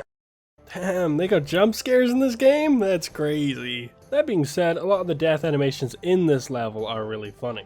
As a kid, I'd play through like all the levels and get killed by everything just to see how everything killed you, because I always thought they were fun. So if you've watched this far into the video and you know what I like and don't like in levels, please tell me in the comments what your prediction for the #1 level is gonna be, because I'm curious to hear. Damn, they really had to bring back the snow puns for Crash 4, huh? This level sees you traveling to the top of a large glacier to meet Cortex. There's a cutscene right before explaining it, but I didn't put it in the video, obviously. And I mean, this was the first level I played of Crash 4. It was in the demo. And normally I'm not much of a demo person, I don't ever play demos, but this was my one exception, because it's Crash 4, like come on. And genuinely, what an amazing level to showcase the game. The platforming's difficult, fun, and satisfying, tons of different obstacles and a few different set pieces, a lot of them also including the masks that let you slow down time. Now, not to be that guy. I think I mentioned earlier that the slowdown mask is probably like my least favorite one. My personal reasoning for that though is because as you use it, you're just enabling the game to be like basic platforming. Whereas the other masks add a bonus challenge. But when you slow down time, it's just giving you access to default platforming. It's not like anything super special, in my opinion. But you also can't have a game called It's About Time and not have a mask that slows down time. So yeah, that's fair. I can definitely see why it was a necessary inclusion. Yeah, okay. Tangent aside, I think this is a brilliant level. It takes place around halfway through the game, and I feel like the difficulty reflects that in a good way. This is probably the only other level in the game that's got a super memorable soundtrack for me too. The start feels almost pirate-like, and what gives into that mainly is the 3/4 time signature. But I'm obviously gonna gush over the fact there's a time signature change that puts it into 4/4 for the later parts of the level, where it probably will get more intense. And I just love that kind of stuff. Time signature changes are— oh my god. And it really fits the harsh atmosphere of the level. Good stuff. Now this is a tricky one. My opinion on this level seems to vary a lot, but for now, this is where it is. Look, I had this level around the 30s to 40s mark earlier, and I changed it up a little while ago because I feel like that's just kind of where it is for me now. And I feel like I'll look back in this list in like a year and go, wow, this should be in like the top 10, this one's awesome. I'm exaggerating, but you know what I mean. I think this level might have been what started fascinating me as a kid when I could see the ending of the level at the very start. I don't know why, but I really loved starting the level, seeing the end, missing the jump, falling down, and having to climb your way back up. I just think stuff like that's super cool. Not to mention the secret in this level with the green gem getting you a ton of lives. If you're a pro gamer like me, you'll probably have 99 by this point anyway. I think another reason it's a little lower on my list is because I was speaking to my mum the other day, and she kept on going on about how much she hates this level. Just as a side note, my mother's only played 2 games ever and beaten them, and that would be the Crash Bandicoot games and Until Dawn. Sorry, very random thing to talk about. Just figured it's slightly relevant, slightly.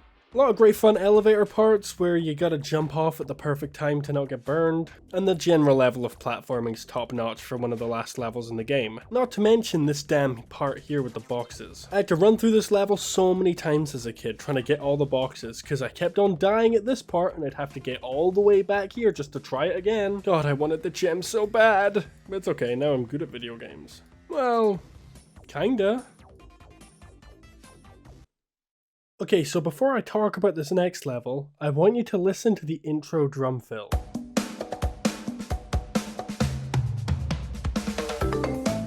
Oh, I absolutely adore that intro drum fill. I've weirdly got a lot of personal stuff to talk about with Upstream.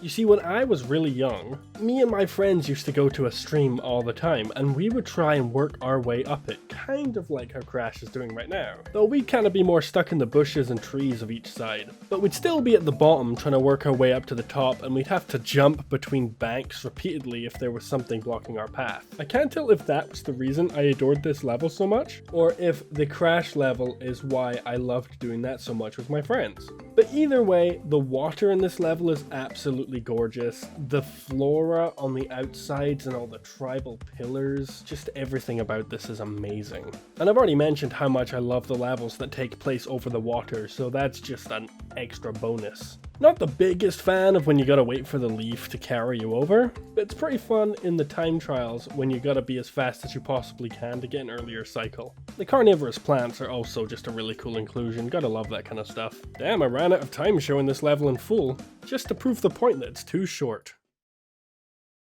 Now for a level that sounds like it was designed by Dr. Doofenshmirtz. Sphinxinator takes place in an ancient Egyptian temple. This is going to become a recurring theme, but this is one of my favorite level themes, just of all time. I absolutely adore the ancient Egyptian stuff. It's like totally up my alley. If you had asked me before I really put thought into it and made this list what my favorite level is, there's a high chance this would have been among the levels I listed. Granted, I've clearly changed my mind on it now, but I mean, don't let that detract from how great it is, because trust me, it's brilliant. One gripe I do kind of have is that going through the more difficult death route doesn't actually reward you with anything substantial to the game. It just gives you 4 lives, and I mean, that's not that useful. You'll probably use one of them just to kill yourself to go back to the start to get the boxes you missed. The level's got fun and varied obstacles, and they all feel very, like, weirdly relevant to an ancient Egyptian temple, somehow. I guess they all play on, like, the stereotypical traps you'd expect to see. And hey, I love traps, I think they're super cool, so fine by me. The sliding physics aren't too bad either. Also, there's this. What are you gonna do now? I'm behind you. Like, The Sphinxinator! If you stand right in front of me, I'll kill you. Now that's a classic Pepe moment, if I've ever heard one. Also, just something super small that's important to me weirdly in these games is the final room where you leave the level. Something about the strange little ledge just speaks to me. I don't know what it is. First things first, look at how gorgeous the visuals are. Secondly, now don't get me wrong, okay? I know this is quite high up in the list, but I would argue that this may be one of the best Crash Bandicoot levels ever. I know it's weird saying that considering I put it at number 54 on the list, but that's why this is a list of my favorites, and I can still recognize the fact that this is one of the most well-made masterpieces of a level I've ever seen in a platformer, ever. Offbeat is a level designed around Mardi Gras, and being a music-based level, you'd obviously think it'd be one of my favorites. Well, I'd say you're kind of half right there. But the joyous atmosphere in this upbeat tune is just brilliant. The environments of running around these alleyways and rooftops is gorgeous. It's also incredibly dynamic, switching between the classic 3D platforming, some really cool 2D sections, which I personally am not the biggest fan of, but I still think they're really cool. Some more 2D sections, but this time utilizing the mask that switches the dimensions. And we also get a couple really cool rail sections. I find it mad that I've only noticed while editing this that the lights in the windows flash to the beat of the song. I think that's an amazing touch. The backgrounds and the floats with Spyro and Purah being visible. The platforming is a lot of fun, and with the environments being so nice to look at, it's no wonder that people like this level. This definitely deserves to be remembered as one of the greatest achievements of New Crash. Okay, I know this might sound absolutely crazy, but yes, a water level has somehow made it this high up on a list. Now, it doesn't surprise me if I'm alone on this. Under Pressure is the first water level of Crash Bandicoot 3, and for me, this is a water level done perfect. When I was a kid playing Crash Bandicoot 3, after Toad Village, I would always skip this level because I hated it so much. Like, I'm playing Crash, the last thing I want to be is swimming. But really, over the years, it grew on me so much that I now love the level. It's such a chill little refreshing break from all the platforming. And not that the platforming's a bad thing, let me get that perfectly clear. But it just controls really well, and I think they did a great job. I will say though, their biggest strength is in how short they made the level. But that's the way to do it. Because you've had it so early in the game, you can have it short to be this very small, refreshing breath of fresh air. It doesn't have to be this long-winded challenge, it can remain short and sweet. Now, do I think it's better than the last 2 levels on the list? No, I don't think it's better, but I prefer it. Although, like, I can't lie, a lot of it is nostalgia bias. I'm aware of that, do not worry. Hog Wild is the first level in which Crash rides a wild animal for some reason.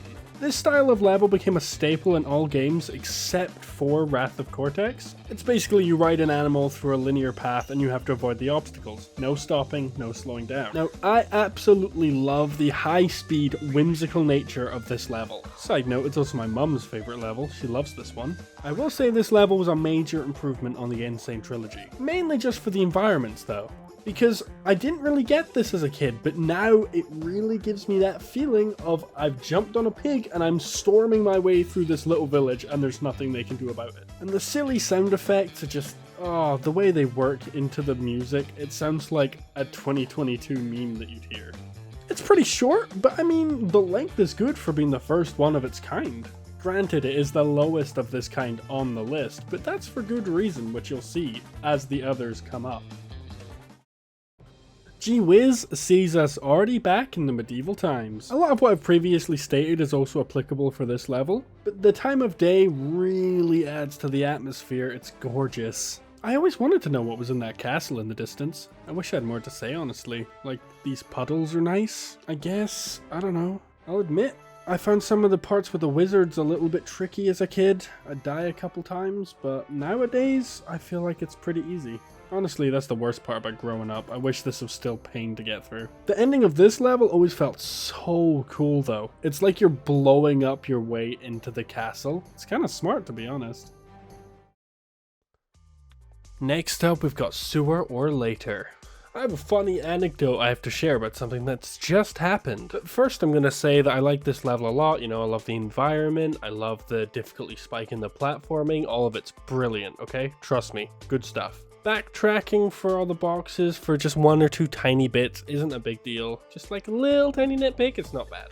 But while putting this whole damn thing together, I got Sewer or Later and the Eel Deal mixed up and had them reverse way round on the list. So until 2 minutes ago, this was the Eel Deal at this spot, and Sewer or Later was wherever that may be, because that's going to show up soon. But spoiler, it's way further ahead than this is, because I like it a lot more. Trust me. Look, I'll get into it. So I'm just literally saying this to fill up time, because on my Sony Vegas, this section has to last a specific amount of time or else it doesn't fit with the rest of the video. Very unprofessional and stupid, I know. So the recording over that level might be a little jank, but trust me, it's all gonna smooth itself out in the end. Hit the Road is fantastic, especially when you consider it's one of the earlier levels in the fourth game. It really plays into that Mad Max vibe, just like how the last level in the style did. This level sort of makes me think of the first game in a weird way. It's got these narrow platforming based hallways scattered throughout, and these are broken up by sections that are more kind of like the second and third game, and I think that's really cool. It's not too long until you have to scale this giant wall using one of the mask power-ups, and some of the platform challenges here are really cool and fun. Gotta love it. Especially the bonus path for the gem. Then as you make your way through the level, you'll fall down in front of this junk truck kind of thing. And again, this is heavily reinforcing the Mad Max themes throughout the level. To escape, you're going to have to jump in the Atmosphere, which is an amazing callback to Wrath of Cortex, because we've not seen it since. Even though you might be thinking that, yeah, Wrath of Cortex was the game before this, but I mean including all the spin-offs and everything. Okay, maybe not all the spin-offs, because I know there's one Game Boy game that has the Atmosphere, blah blah blah. Yeah. Anyway, I did think this was super cool for the way you find the green gem. I felt so smart figuring this out my first time playing the level, to be honest. It was this that made me realize, great, color gems are back, I love these. After that, you do another chase section and the level's over. Pretty good. Don't get me wrong, I have always been incredibly biased against ice levels. I always hated the theme, I always hated the physics, blah blah blah. But Jesus Christ, Stay Frosty is an ice level done near perfect. I could not even begin to tell you why I love this level, because quite frankly, I don't even know. I like the environment. I like how kind of rickety everything is, and then you make your way into more of a facilitative area. It's like the environments are getting more cortexified as you progress. Then shortly, we do come to a nice rail slide section. And this is a great way to do the slowing down time mechanic, since you gotta time it for when the gate is opening, so it takes a bit more skill. In saying that, this 2D section is the peak of the level in my opinion. It looks gorgeous, the platforming is really cool and fun. A good amount of it's challenging too, especially if you want the gem. Listening back to my voice during this part has made me realize I might sound quite uninterested. That's because I've been working 6 days in a row and I'm just off another night shift. So I'm sure my voice will pick up in a few levels time, I promise. An amazing detail that I didn't even notice until editing this part is that the music plays the OST from Crash 2's Cold Hard Crash. I mean, come on, how can you not love that kind of reference? A soundtrack reference is brilliant. Here, give it a listen.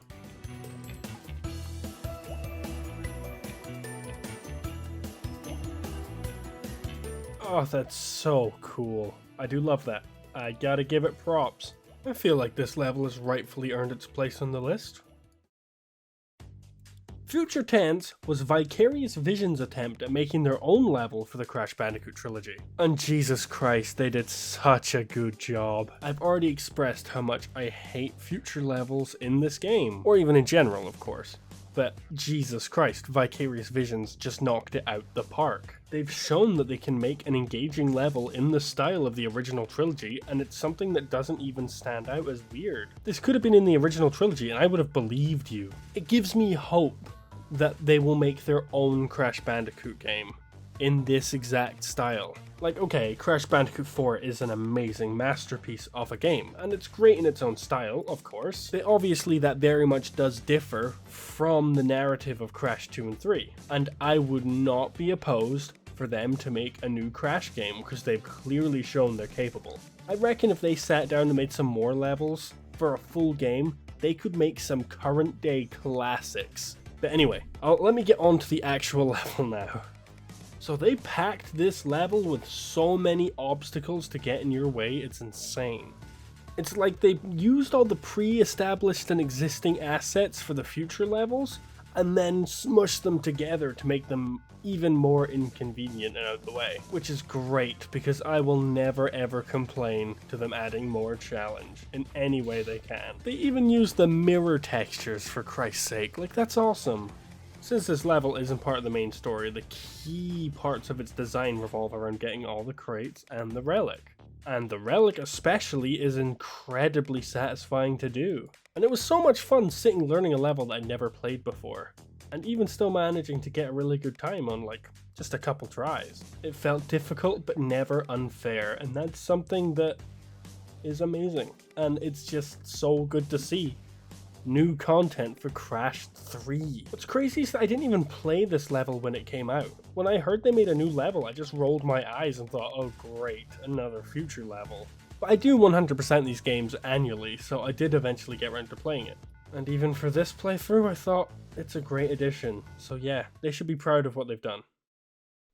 A Real Grind is our first level outside of Insanity Island in Crash 4. And it's where it starts to really feel like you've gone on an adventure. This is the beginning of it all. It does an amazing job of introducing you to all the mechanics you're gonna have to learn throughout the game. And it's our proper introduction to using our first mask. Of course, it's nothing super difficult, but I am biased towards it since it's my favorite mask in the game, I can't lie. The level itself is really dynamic. There's a few cool rail sections in here. I missed 3 boxes because the game's boxes are so stupid I can never find the goddamn thing! Toxic Tunnels is what I personally would say is the most difficult level, at least in Crash 4. I'd probably say the entire series. And god, that is such a good thing, because games like this need a really high level of difficulty to be engaging and fun, I would say at least. So this level sees us traveling through Cortex's sewers to get into his castle from the underground, and I think that's a pretty cool idea. There are 2 key things that make this level really stand out in my opinion, and I'll go for the first now. the gem door. So in Crash Bandicoot 2 and 3, when you got all the color gems, you got to go and do a secret bonus path in the final level of the game. That was pretty standard practice. But in Crash 4, they elevated the level of difficulty to such a manner, it's insane. Not only that, there's like no checkpoints either, so you really gotta get through this perfect. Any game that demands this level of perfection is great in my standards. There's tons of fun little challenges throughout this entire section, and it really stands out. The ending to this is super cool as well. You get to sit still for like 30 seconds while you go on this minecart. Okay, there's no challenge to it, but it's quite nice. It's fun. I don't know. I like it. Oh my god, how have I only just noticed the Koala Kong symbol on those minecarts? That's crazy. And at the end you get a gem, and it's really satisfying to just get the gem at the end of this hard challenge. Shoots you right back to the start and you continue with the level like normal. Pretty cool.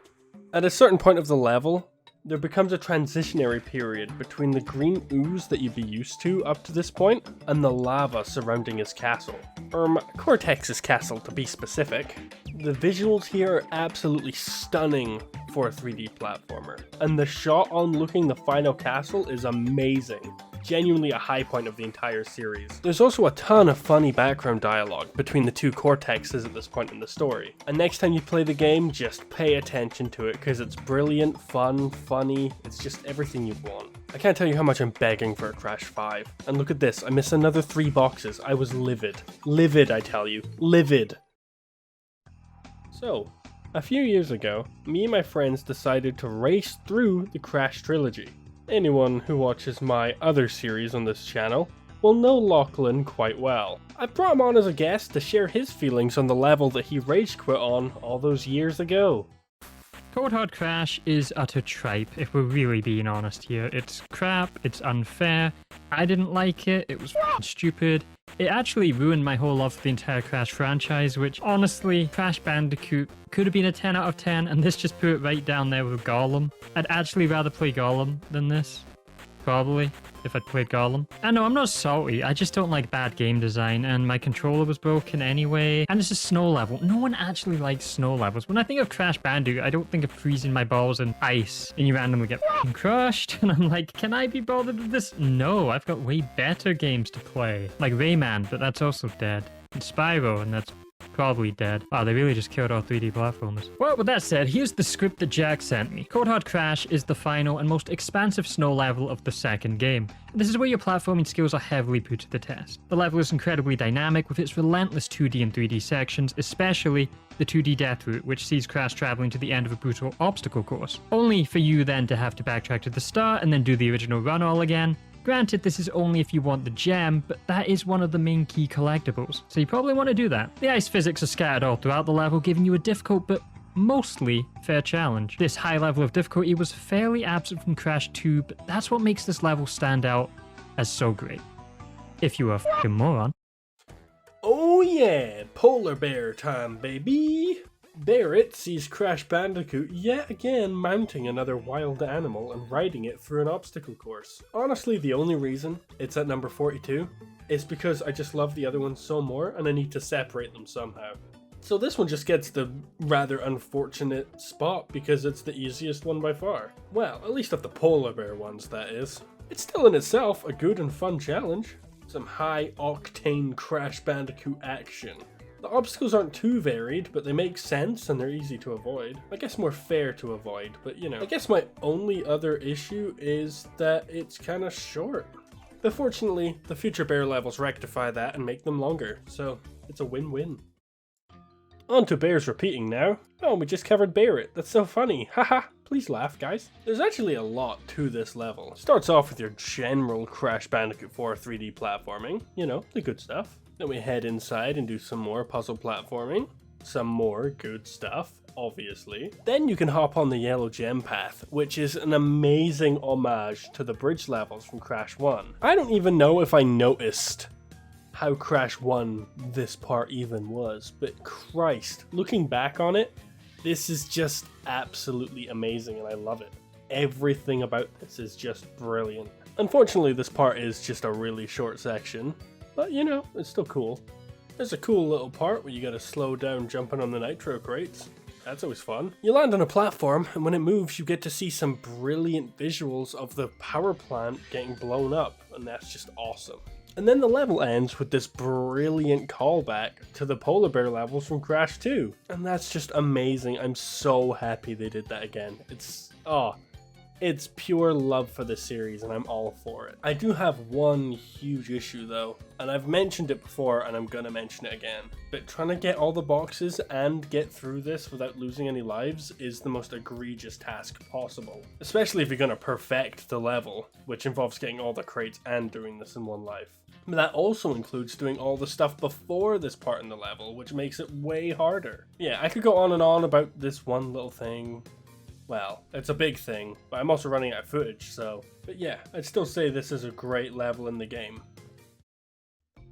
Nitro Processing is the first level introducing us to Cortex's base in Crash 4. And it truly is an amazing introduction that makes you anticipate what you're going to come against next, because this level is solid. It's really challenging all throughout and leads on to Toxic Tunnels really nicely. It expands on the idea of the castle in Crash 1 and shows that there was way more going on here. Also, quick side note, I want to just point out that the rat death animation is absolutely brutal. I mean, look at this.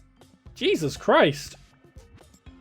There's a cool section where you got to use the gravity mask to traverse a bunch of like cog machinery, and that's kind of fun. Then they've got these water slides scattered throughout the whole level, making it so that you have to really pay attention to how fast you're moving and where you're going, because you don't want to die, obviously. And of course there's a ton more great moments with Cortex in the background that's really funny. Again, I really urge you to replay the level and just listen to all the dialogue in the background, it's brilliant. And the wall running mechanic is used really well in certain sections here, especially when you gotta get the timing just right. It's pretty fun. Jesus, I've reverted back to calling everything fun. I gotta get over that.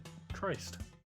Alright guys, next up on the list is Off Balance. The quality of this level is insane. It comes as no shock that I think this is one of the most gorgeous levels in the game. The wall running feels snappy and intuitive. The early parts of the level over this little waterfall are gorgeous. Like, I could gush about this forever. Like, look at this. This is like perfect for me. Oh my god. I'd say aside from the stunning visuals, this level's strongest point would be the use of the spin mask. I feel like it goes without saying that I've been calling the masks what they do because I don't know if everyone watching will know them by name. But the platforming challenges presented here that utilize the mask in a super cool way are really fun, I think. I think this is the best they're done in the entire game, I can't lie. This playthrough was also the first time I found this little secret doorway, and this acts as a challenge path that really pushes your skills with the Death Tornado to its limit. Because there's tons of platforming here based around this entire mechanic, so you better be sure you're good with it. I absolutely love it when they give gems hidden routes like that. It's so satisfying to do, and it's just so much fun to find as well. How can we possibly top this level? This is the level I used to absolutely dread as a kid. Every time I got to this point in the game, I would just sigh and realize, great, it's gonna take me a million attempts to get up this damn castle wall again. Don't get me started on my reaction when I realized this was how you got one of the color gems by doing this without dying. But because I'd had to play this level so much as a kid, I vividly remember being so shocked I got it first try, but I feel like that's just because of how much exposure therapy I had to this damn level. It was genuinely the peak of difficulty back then, and as much as child me hated it and dreaded it every time, it's totally, absolutely grown on me, and now I kinda like it. The Insane Trilogy has done a great job really giving you that feeling of scaling up the outsides of a wall, and I can take that in a lot more now that I'm not stressing about the difficulty levels. And even the window alcoves are so cozy to be in every time you land in one. It gives you that bit of respite, and it lets you just find the courage to keep going. The atmosphere and setting of this level reminds you how harsh it's gonna be, just like the difficulty level, but I think that's why it kinda stands out as one of the greats. Next up, we've got Flaming Passion. Now, something very unfortunate happened when I started doing this, and that I forgot to get footage for this level somehow. So I've asked my good buddy Jade, who knows almost nothing about Crash, to play this level for me, because I didn't have it downloaded, and it would take too long to download. Well, it would take like an hour, but I couldn't be bothered doing that, so I asked him to do it. So, excuse the less than stellar gameplay in the background. I did it.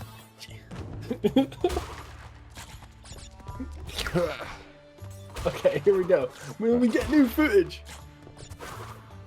Oh, okay, that was actually just. I thought. Isn't there a way?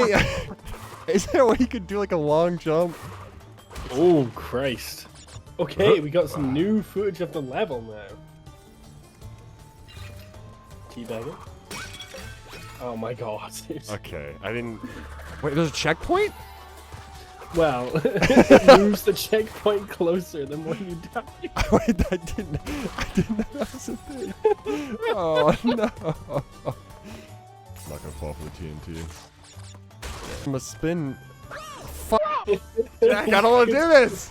I don't want to do it anymore. You could slide to the. It won't double jump. Dude! Guys, in case you're wondering why I'm doing this one, is it was too hard for Jack, and he needed someone else to come in and beat it for him. Yeah, this level was just too hard for me, I'm afraid. I do think the setting of these levels is gorgeous. I prefer in the daytime, but seeing the warm glow of the market rising beneath you is gorgeous. The platforming is very solid. You're supposed to be using the rocket launcher to get through a lot of the level, but it's way more fun if you just, you know, slide, jump, death, spin over everything to get around it. It's genuinely such a cool level, and the design is brilliant. But I do prefer the other two of the same style, and we'll see them soon. So, now that we're returning to Wrath of Cortex with Wizards and Lizards, I'm going to go through and see how many levels from each game we have left to rank. Not including this level, we've got 8 left for Crash 1, 10 left for Crash 2, 8 left for Crash 3, 3 left for Wrath of Cortex, and 6 left for Crash 4. That really isn't many to go, and it's exciting we're getting to the end of the list soon. But as for now, we've got Wizards and Lizards from Crash Wrath of Cortex. Obviously, this was one of my favorites as a kid, or else it wouldn't be this high up, especially for Wrath of Cortex. It's a pretty simple level with a standard running through the hall section, into a 2D section, round a bridge, and then straight into a chase. It may be pretty short and it may not have that much going on, but the mix of the setting and the music for me personally is just brilliant, and it's so nostalgic. It's arguably too nostalgic, and that's why it got this high. I was gonna say that the dragon's kind of a random thing to start chasing you, but it does kind of fit this environment, so I'm all for it. It sucks, because I know deep down in my heart that the dinosaur chase from Crash Bandicoot 4 was, like, undisputably better than this level. But I can't not put this one at least high up, because I personally love it. And I'm sure you've gotten used to me saying that throughout this whole list. But I'm not stopping here, goddammit. Oh yeah, back at it again with another Riding the Animal section. You thought half a hog was fine? Nah, this time we go in the whole hog. That's the name of this level, by the way. It really is just everything I had to say about Hog Wild, but amplified to a greater degree because the level of difficulty is higher. I know difficulty isn't everything, and arguably something being difficult doesn't make it good, but when it comes to the level of Crash Bandicoot, I feel like it kinda does. At least for me, because I like challenge. But yeah, I've gotten over all my points in the last hog level, so nothing else I can really add. Sorry.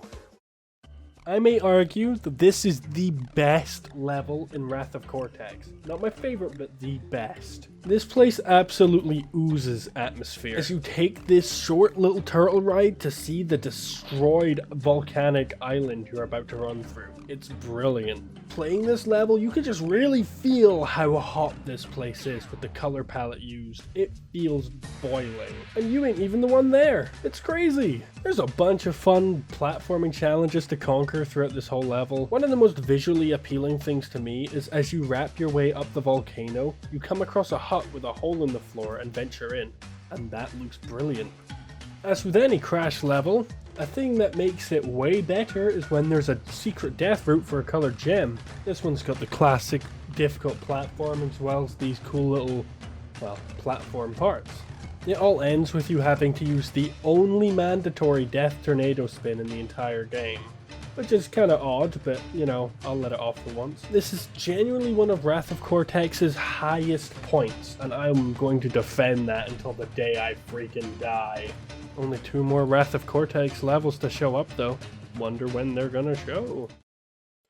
What is there to say about Stormy Ascent that hasn't been said already? It's just Slippery Climb but cranked up to 11. So really, I don't have all too much to say about it because again, it's just Slippery Climb but harder. Part of me is sitting here and realizing why it wasn't in the original game. Like, okay, maybe it was a little too hard, maybe. But a part of me also kind of wishes this was in the original game. I can imagine sitting here for hours as a kid and trying my best and sucking. But I reckon when I eventually got to the end, it would have been the most gratifying thing ever. Granted, I went into this level for the first time thinking this was going to be an absolute pain to get through. The only times I really ever died was the embryo bonus path. So I was a little bit disappointed and underwhelmed, but I can look at it objectively and say, yeah, it is a more difficult version, that's without a doubt. And getting the relic on this level was also pretty difficult, so I'll give it that. But that was a different challenge entirely. You had to kind of remember exactly when you were going to jump for each little section because you had to time it before it was happening to get there as fast as you could. It wasn't about beating the level, it was about doing it fast. So we go from scaling the outside of an industrialized castle to running through a medieval one with the Gauntlet. The Gauntlet is a pretty standard level, especially when it comes to Wrath of Cortex standards, but I feel like this theme kind of fits Crash Wrath of Cortex really well. It's very streamlined and makes a lot of sense for there to be these many hazards and traps scattered all over the place, and that comes with added benefits, since it gives them a reason to fill out these long stretches of hallway that would normally have like an enemy or two in it. Obsessed with the theme, obsessed with the environment. It's pretty dynamic. It's got 2D sections that are just clones of the 3D parts but structured slightly differently, so it works. I'm not gonna glaze it as in this is some kind of big masterpiece for Crash, but for Wrath of Cortex, I just enjoy it a ton. Another huge standout is that the death route for this level is brilliant. It takes everything that was good about the standard level, condenses it into these smaller hallways, and crams even more traps in your face. You gotta be paying attention to everything or else you're just gonna die and die and die. The fire seeping in is a great touch. The suspended bridge is an amazing touch. Even the ending part with these retractable platforms is nice and feels good to platform over. Granted, it's not too difficult, but it's fun. And it feeds into the environment, which is arguably, for this level, one of the most important parts, since it's probably one of its strongest aspects. But with the Gauntlet down, that means there's only one more Wrath of Cortex level to go, and I wonder where it's gonna show up. It could be number 1, you don't know. Guess we'll see. If Egyptian Gex was here, he'd say, yeah, tomb time!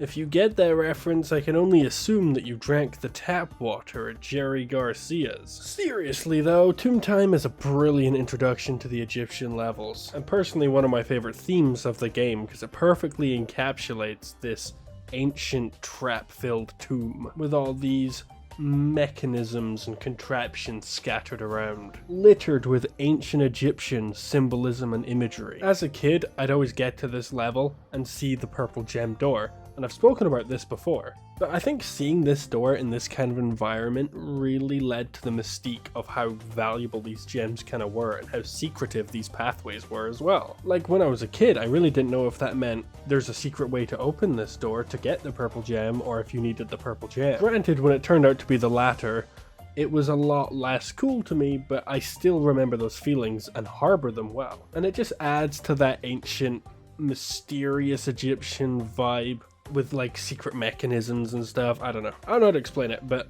I'm all for it. Again, this is one of those levels that have that little exit part that I'm just kind of weirdly obsessed with. It just scratches that part of my brain. I don't know what it is. Entering the top 30 now with Up the Creek. Now I've already shared an anecdotal story about why I love the environment and settings so much back in Upstream. You're probably going to be quite used to this by now, but since I've already gone over why I love the environment and everything so much, really this level just edges forward this much from the level of difficulty present. And granted, that's more so with a lot of the other ones I've spoken about. In this one, it's kind of more that it's just longer and you get to enjoy it more. I know it's kind of a cop-out that I'm going to stop talking about this one kind of early, but I've gone over all the points I had to make last time.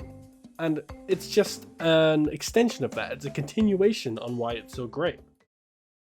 It's hard to believe we've already spoken about 113 levels so far. That is crazy. And we've only just surpassed the 2-hour mark, so anyone who's watched up to this point, thank you so much. I'm glad you're enjoying the video, and I really appreciate the fact you've watched it in full. But from this point onwards, all the levels I talk about, genuinely, I could easily rank as my favorite level, because these ones I adore so much. I know that Up the Creek is kind of my cutoff point from all the levels I love to all the levels I absolutely adore and will gush over all the time. It genuinely would not have surprised me if any of these levels made my top favorite level of all time. Now, I'm really not one to complain about the differences between the Insane Trilogy and the originals. I do prefer the originals in lots of ways and generally like the graphical style more of the PS1 era, but this is the one level that I kind of hate in the Insane Trilogy. Hate's a strong word, but I just way prefer the original, obviously. I think it's just the coloring of the water and the environments, it just doesn't make me feel like it's the same level from that long ago. And I've only got these gripes because I just adore this level so much. It was partly terrifying to me as a kid, knowing that as soon as you jump down, it's on. He's coming after you. And even the first time playing it, you know, like I'd played the Boulder levels way before I played this as a kid. But it being a dinosaur totally freaked me out, you know? This is something actively hunting me down to kill me. But the atmosphere and these dark, murky waters that could be hiding anything underneath, it all really struck a chord with me as a kid. And I've still not gotten over it to this day because I can just put myself back to how I felt as a kid and feel all over again. But I really kind of only get that with the original version. The juxtaposition between the bright red pulsing lava 2D sections and the darker gloomy water areas really left an impact on me as well. It almost felt like you were safe in the light. And as you were traveling through the shallow water, you never know when you were going to drop down again and be chased by another beast. The anticipation was terrifying and you never knew what was going to happen. Unless you played it like 50 million times, of course, which is unfortunately the point I'm at nowadays. Also, the ending of this level gives me that weird itch in my brain again. It's awesome. In at number 28 is our last entry from Wrath of Cortex, and it's none other than Tsunami. When I first played this level as a kid, I had no idea what a tsunami was. But even then, going into it, seeing this rain and commotion, I knew something bad was going to happen. The terrible weather really sets the atmosphere and reels you in for what's going to happen. You know it's going to be bad, you just don't know when. Seeing all the people cowering, rushing to get home as fast as they can, seeing how scared they are, you know that you gotta be scared too. There may not be an overwhelming sense of difficulty, but there's definitely an overwhelming sense of urgency. And as you jump along a few boats, you notice the scooter, and there it is, the gigantic tsunami, here to destroy everything in its path. All the people unable to get home in time instantly slaughtered in front of your eyes, and you're just out running it on this comical little pink scooter. Fortunately, everyone knows that if you close the door in a tsunami, it's not allowed in without knocking, so you just don't have to open the door and you're fine. But the satisfying conclusion of this one little tiny dock area was so nice that there's still one more little area to this level that's amazing. If you take the gem, it takes you back behind the door and lets you see all the destruction that the natural disaster has caused. Granted, the platforming here is pretty tricky due to the depth perception, but this angle, I kinda like it. If it didn't make the platforming so hard, I'd say that the payoff being almost water level is a nice touch. It's absolutely mystifying to me, and it's such a good idea to let you go back through all the wreckage. It may not be objectively one of the best levels of all time, but due to the attention of detail, it's amazing. Like, oh.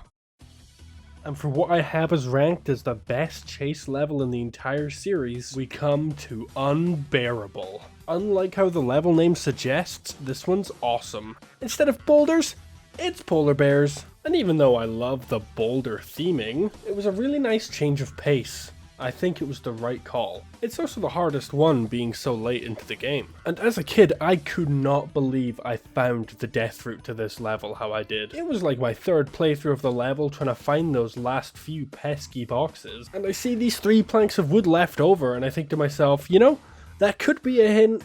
I might as well just try jump in. I mean, I've gotten a checkpoint like 2 seconds ago, so what's the worst that can happen? And my absolute shock when it put me into a death route, I could not believe it. My jaw was on the floor. And I definitely feel like figuring that kind of stuff out yourself gives it way more of an impact. Way more than it would have had if you had to search it up.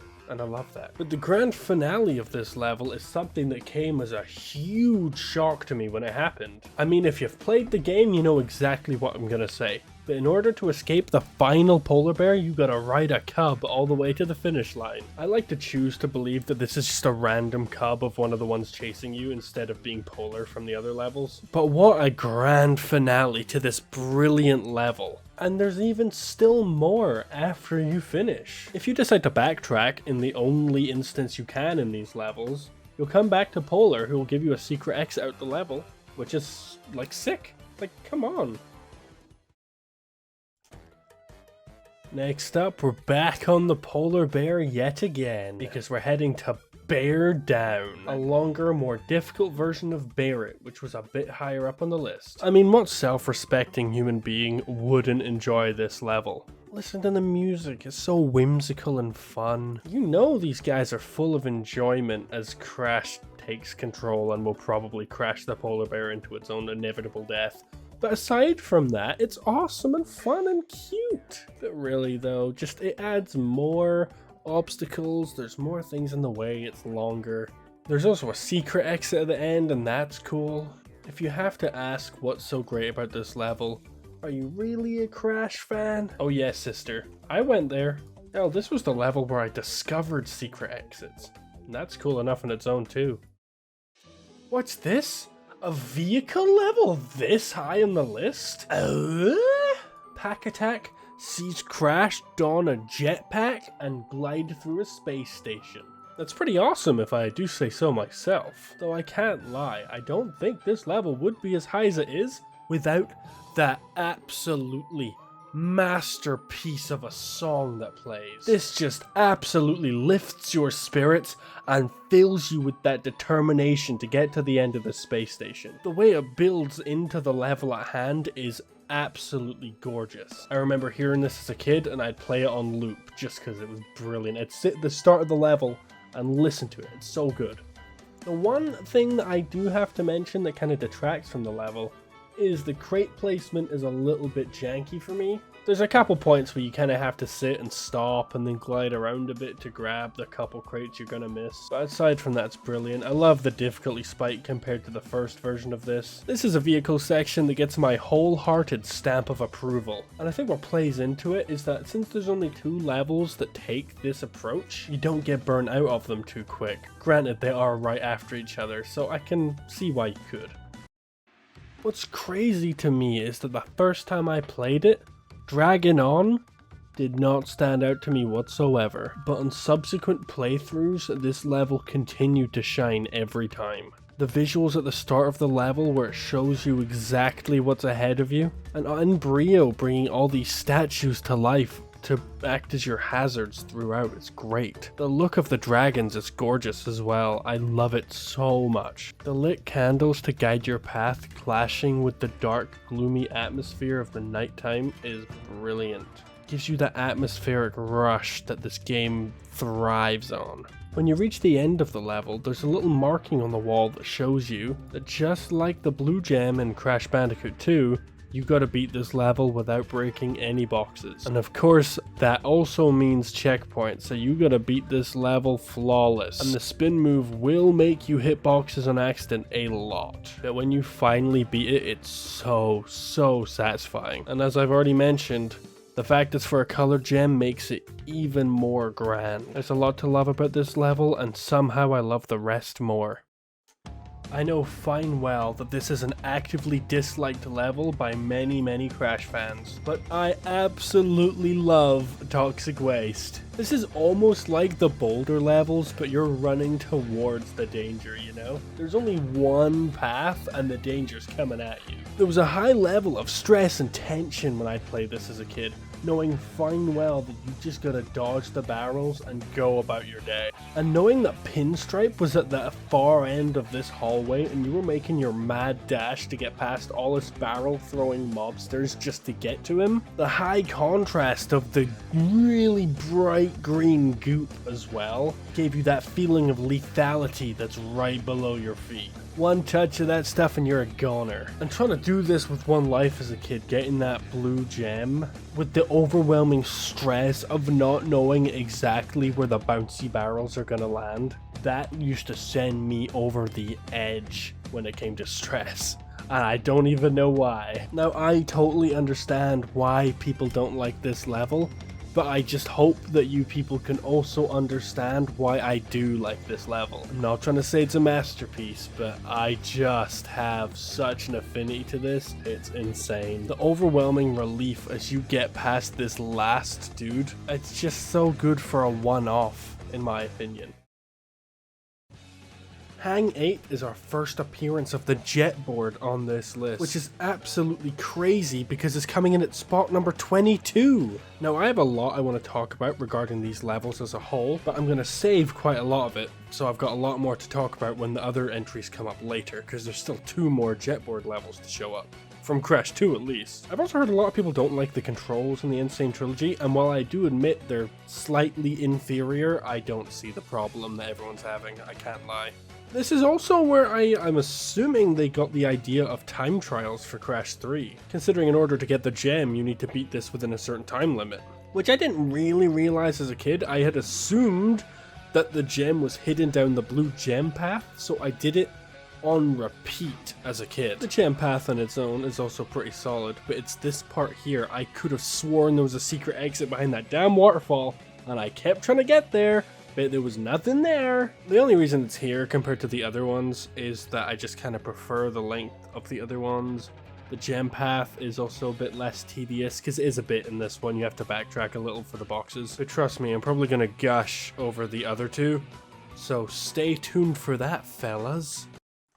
Crazy they hid a gem behind a gem path in this level, am I right, guys? Lights Out sees us exploring the old abandoned hallways of the Cortex Castle. All spooky, all dark, all dusty, just waiting for you to plow your way through, and their whole slew of floating platforms for some reason.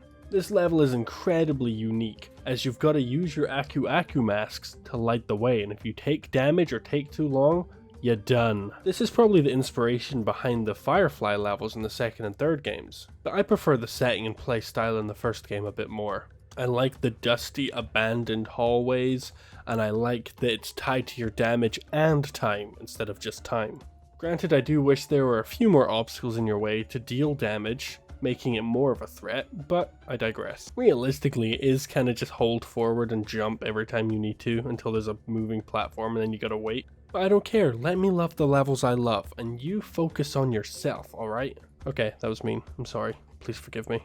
Please keep watching the rest or you won't see what's at number 1!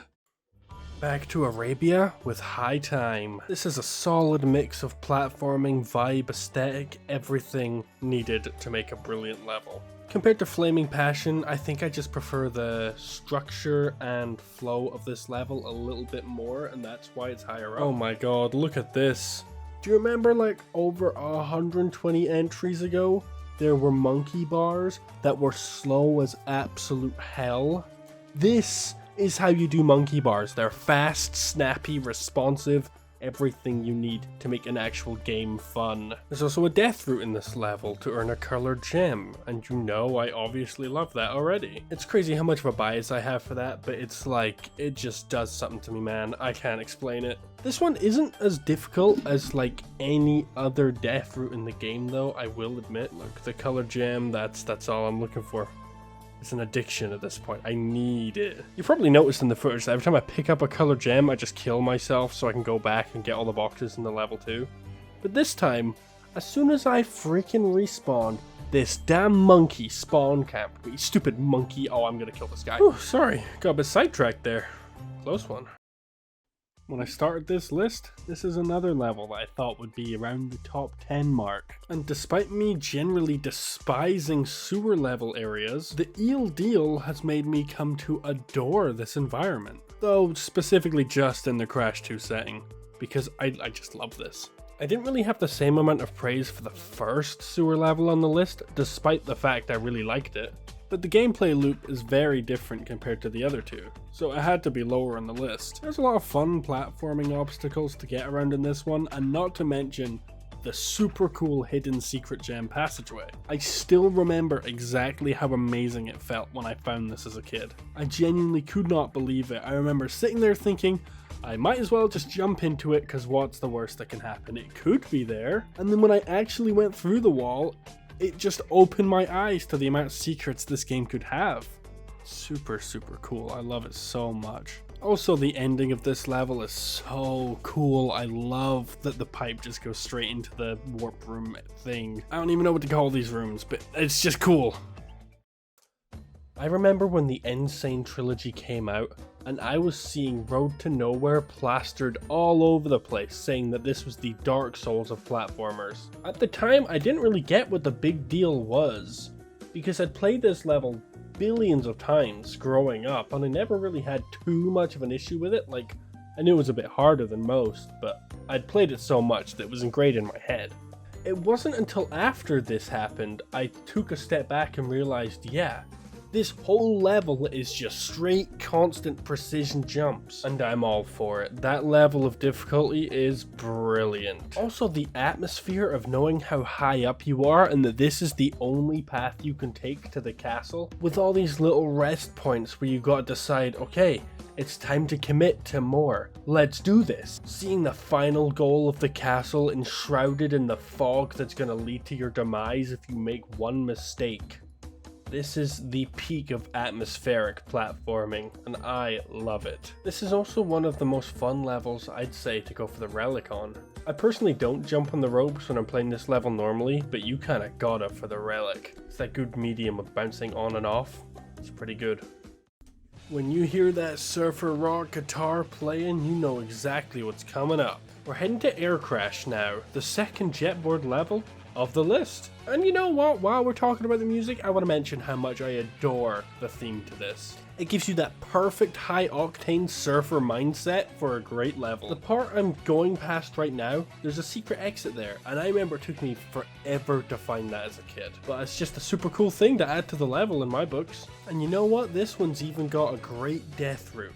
For a gem nonetheless. A gem! I love gems. Pretty sure there's also a secret entrance into this level, and that's for if you want all the boxes. I'm going to go into some greater detail when plant food shows up on the list, so just be ready for that, because it's probably going to be a really long entry. It physically hurt trying to find a placement for this damn level. Going for so long without a new Crash Bandicoot game, just to be dropped into this absolute masterpiece, I can't even put into words how fantastic this was, but God, I'm going to try. This whole first section is based off of the very first level of Crash Bandicoot 1, and it's the most charming thing I've ever seen. I am so charmed at all times. I am so charmed right now. It's even got the jungle rollers, dude. Like, come on, how can you not love that little touch? Turning the corner and seeing the Insanity Temple sitting right there with the same little staircase leading into it was mind-blowing.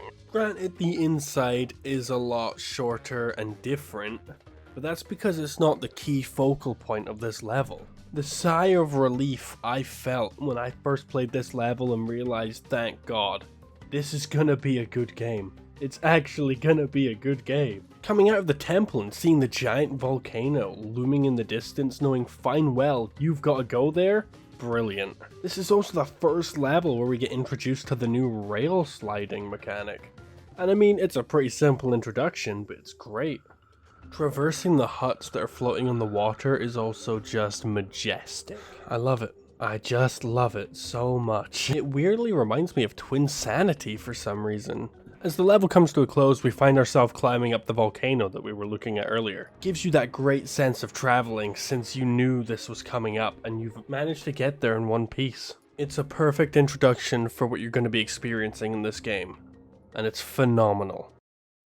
At the number 15 spot, we've got the High Road. The High Road is the same as Road to Nowhere in almost every way, except the difficulty is amplified by a billion. That little secret that I just showed off about those boxes, I remember thinking I was so smart when I finally found that. The key difference of this level is there's more hogs, more turtles, and way more ice for you to deal with. But when you really get into it, this level flows so smoothly. It's like butter, but like smooth butter, you know? It's been out the fridge for a while, and your knife is made of lava. That's how smooth this flows. The level of difficulty, the fluidity of the level and mechanics, and the atmosphere really cement this at being such a high place on this list. Back again with the jetpack, we're seeing Rocket. Now notably, I have been marking levels higher based on the greater levels of difficulty present throughout each style. But I feel like the excess amount of difficulties that were present in Pack Attack actually provide a detriment to the enjoyability of that level. Not that I dislike the level of difficulty, but the free-flowing nature and fast-paced action of Rocket is way more satisfying than dodging all the wires could ever be. It's more free-flowing and satisfying to get to the end, and you really can't beat that kind of thing. And with this amazing soundtrack, you just feel totally awesome the entire time it's on. Part of me wishes this kind of level was revisited to make it even harder, like maybe a bonus level or something. Because imagine like a level like this where you've got to follow this trail of nitros perfectly and maneuver your way around at high speeds. Maybe there's something chasing you, who knows. Granted, more could have been done with this idea, but I am happy with the results we've got in the game so far. Who knows? Maybe a Crash 5 will come along and give us something new. I meant new for the jetpack. You know what I mean. Whatever. Go to the next one. As I mentioned a while ago, there were a few levels I decided to play in inverted mode as I was getting the footage for this, just because I needed more gems that way, and I was kind of trying to 100% as I went, you know? So I was trying to just maximize efficiency by playing some inverted levels as I did this to get as many gems as I could. And oh my god, do I regret doing that for this level. Because I didn't realize that this was one of the best platforming levels of all time. And I've tainted it in the footage with this stupid rainbow black and white spinning coloring in book kind of thing. Like it's cool, but it's not that cool. I'd rather just play the level, you know? But oh my god, this level has everything you'd ever want from a Crash game. It totally nailed the pirate theme. Like, absolutely. Venturing into these little pirate caves as well, that was nice. The indoor areas of this level are just so gorgeous and atmospheric. Like, I can't even begin to describe how they make me feel. Almost pirate-themed mini golf is the closest thing I can do to talking about it.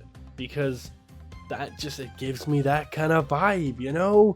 And I love that stuff. The platforming all throughout this level is really, really good. The visuals and having the whole level on top of the water is absolutely amazing. I could go on for so long just about that. Even just the slight visuals of seeing the gate over there. Like, that is nice. Everything about this level comes together in such a cohesive way, and it emphasizes the super amazing platforming. Did I just say super amazing platforming? Jesus Christ, get me put down or something.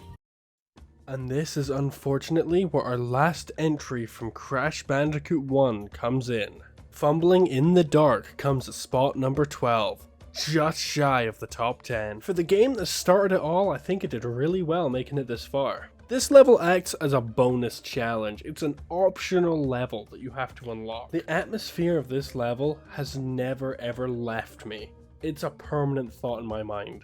It's also one of the reasons why in every game I play now, I run towards the camera to see what there is, because you never know what secrets there's gonna be. I can't even lie to you guys, I've been up all day and all night trying to finish this off. I'm so tired right now, but I'm so determined. The one key highlight of this level for me personally is the finale where you're bouncing along the spiders and you've got to get to the end. It's amazing. Actually, the whole part of the last mask sprint is really quite difficult, I can't lie. You know, when I was putting this together, I really didn't even see this becoming my favorite from Crash 1. But that's kind of how this whole thing happened. I really did sit and look at all these levels. I compared them all individually to find out what my order will be. And this is what I've come up with, so let's see what else there is. I can't even lie, a part of me was devastated that this just missed out in the top 10. Though to be fair, this and the top 10 spot are very interchangeable in my mind. Turtle Woods is a fantastic starting level. Not even just starting level, just a fantastic level in general. And you know what? One thing I'm going to mention is the music change for the remake. That little breakdown and then coming in with the electric guitar, I actually adore that, and I know a lot of people don't like the change from the original. And to be fair, it is missing that thing that goes woo. I love that as well, who doesn't? A part of me still does just prefer this one just that tiny bit more. I can 100% see the argument of how the original had way more jungle-based sounds, and I do agree, that is better, but I love how the breakdown into the electric guitar sounds on this version, so I can't. I just love it too much. I'm so sorry. Obviously, this level is a lot simpler compared to a lot of other ones down this far in the list. I mean, it is the first level of Crash 2 after all. But I cannot lie, the absolute overwhelming surge of nostalgia every time I go into this level, I'm overwhelmed every time, and I adore it. I just love it so much. The level itself is pretty par for the course, you know. There's a couple pits you fall in, there's some quicksand you gotta get around. Well, it's more mud, but still. I wish I figured this out for myself, but in order to get the blue gem, as you'll probably know, you gotta beat the level without breaking any boxes. Unfortunately, one of my brothers had told me how to do this when we were young, so I knew that the whole time, which is a shame. But yeah, I adore this level, and you should too. When I was really young, I used to sit and play this level on repeat all the time. Unfortunately, my Crash Bandicoot warp disc was incredibly scratched through the years it's been put through. So only the first warp room would really work. But I would sit and play Toad Village every time I could. It was so good. You know what's funny about that last take of that line?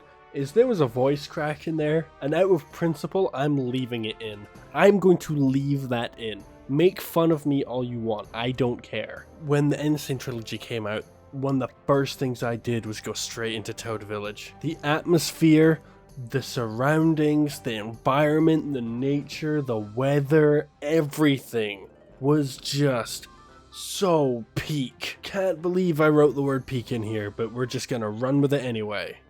It's crazy because from an objective view, there really isn't much going on. There's no precision platforming, the enemies aren't too difficult to avoid, but there's something about it that it's definitely the nostalgia. I know it's the nostalgia, but God, I love it. It brings me back to such a good time. For the years between playing this game when I was like a baby and to when I was like a little older, like 8 or 9, I used to sit and hum this song all the freaking time. It just lived in my head rent free. Christ, I've had so much to talk about, I've run out of footage, so I guess we're on to number 9. Enjoy the top 10, guys.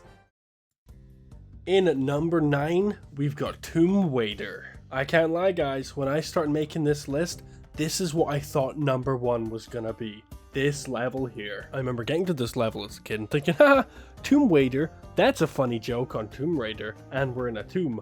Why does it say waiter though? And of course, yep, this place is flooded. Oh, but having the tomb environment and the flooded water environment, crossing those two together is a genius, masterclass in game design actually. You gotta time everything you're doing in pace with the water that's constantly rising and emptying, for lack of a better word. Is de-rising a word? I will also say, one of the absolute highlights of this level is trying to beat it to get the relic. For the time trial, you really can't be standing at all. You gotta use all the breakable environments and enemies to bounce your way along the water at all times. And when you get a run that's just perfect, it is so satisfying to pull it off. You're almost always gliding with the death tornado spin and only just landing as the water starts to deplete, and it's a gorgeous feeling. Oh, and you know this level as a death route. And this little area where you pick up the blue gem and the portal spawns, absolutely gorgeous. This is such an amazing gimmick idea for a level, and I truly applaud just how good it is. And yes, this ending platform is one of those areas that just scratched that damn itch in my brain, god damn it! Coming in at number 8, we've got Totally Bear. Now this is an animal section that truly does amplify the difficulty in a really good way. Instead of just adding a bunch more jumps and enemies to avoid, let's reduce the vision as well. There's no spec savers on this island, so good luck seeing anything. Granted, they did make this a ton easier in the Insane trilogy, but if you want a real challenge, play the original. It's brilliant. At least that's from what I remember. It has been a few years, to be fair. From what I remember, you had to like memorize your exact path if you wanted to hit every box and get to the end. It was brutal. But even still, this takes the cake for my favorite polar bear level any day. It's so good. I guess you would have noticed by now that I'm not saying my favorite animal levels, and I'm just saying polar bear levels at the moment. You've also probably noticed I haven't mentioned any of the Crash 3 animal levels yet. I wonder why that is. So yeah, you can expect them on the list pretty soon, probably. You know, you want to know how soon? You want to know how soon? Bahaha, very soon. Coming in at number 7 is Midnight Run. The atmosphere and setting for this are phenomenal. I absolutely adore the nighttime look of the Great Wall of China. The enemy placement is hectic and fun, there's holes everywhere for you to avoid. The visuals are so appealing, like this is gorgeous for a freaking animal section, like hello? I totally understand if you prefer the polar bear ones, but I would take this over just staring at the snow any day. I can't lie, I wish this level was so much longer. I would love that. Or even a third one which is overly difficult and super long or something. I would relish in that kind of stuff. But you know, it's alright. I'm still happy with what we've got. Cortex Castle is genuinely such a phenomenal ending to such a brilliant game. Everything you've learned so far comes into play and it really rewards a skilled player. This really makes you feel like Crash Bandicoot. The first section has you using the reality shift mask to get around, you know? Pretty standard stuff, dodge all the lasers, use the platforms. Then you head onto the halls and the atmosphere becomes just brilliant, especially with this music playing. Like, oh, it feels like you're in a creepy castle. It's great. And it's got that hint of evil to it. After that, you use the spinny discs to parkour your way up to the ledge. Then you could take a second to stare at these weird hoverboard guys because they're being kind of weird and silly. Look how goofy they are. Bye! Moving on though, you gotta ride one of the spinny discs up to the next level over the little acid pool, which everyone has these days. I love acid pools, I guess. Then you could jump over the next few discs that are in your way before you come to a big drop and you gotta use your freaking spinny mask to get over the gaps.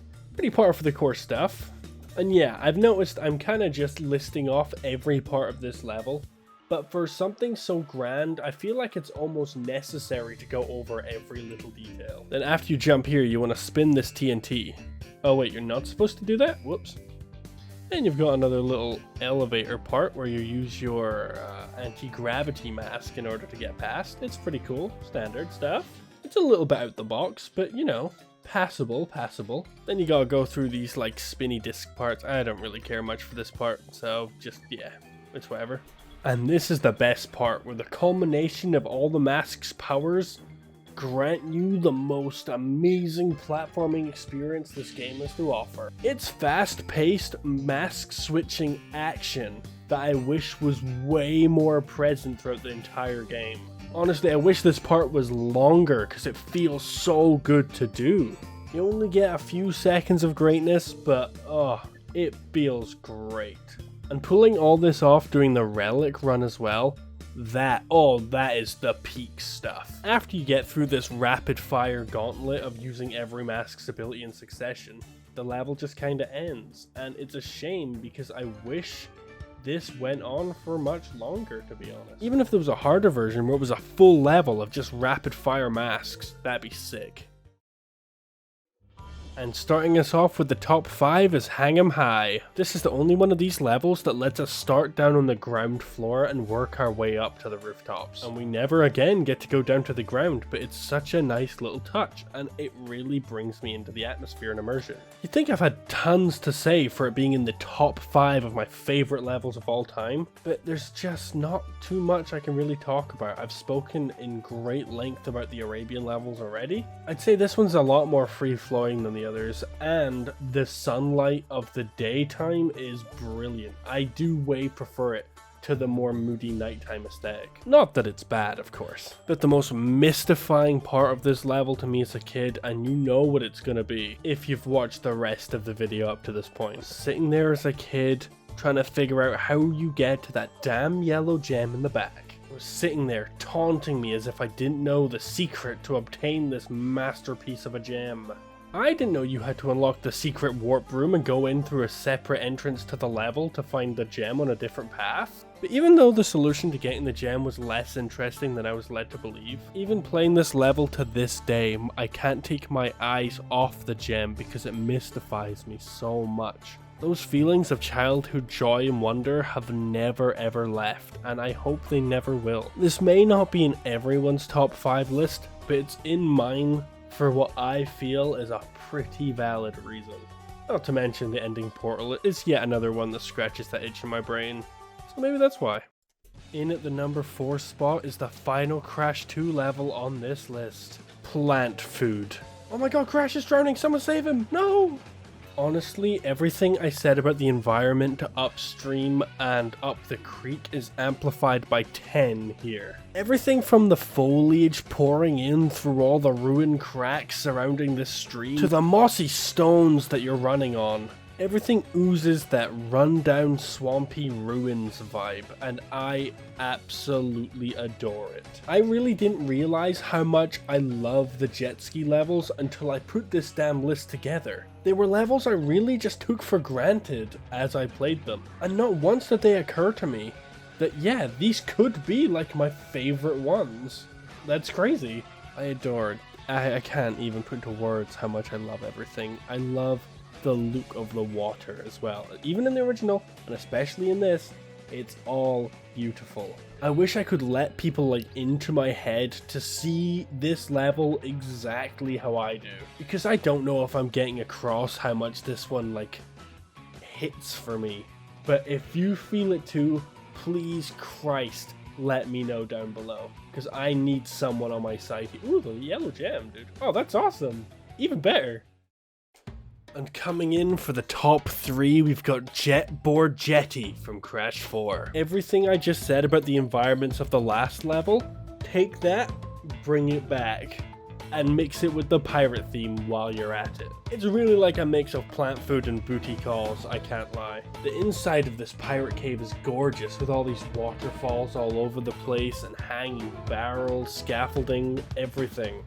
There's traps everywhere, there's platforming everywhere. And as you make your way through this entire area, you're gonna come across a little opening where yet again, you're gonna see the legendary jetboard from the last few levels. I can't even believe they brought this back for Crash 4. What's crazy is that I didn't even realize how much I love it until doing this list.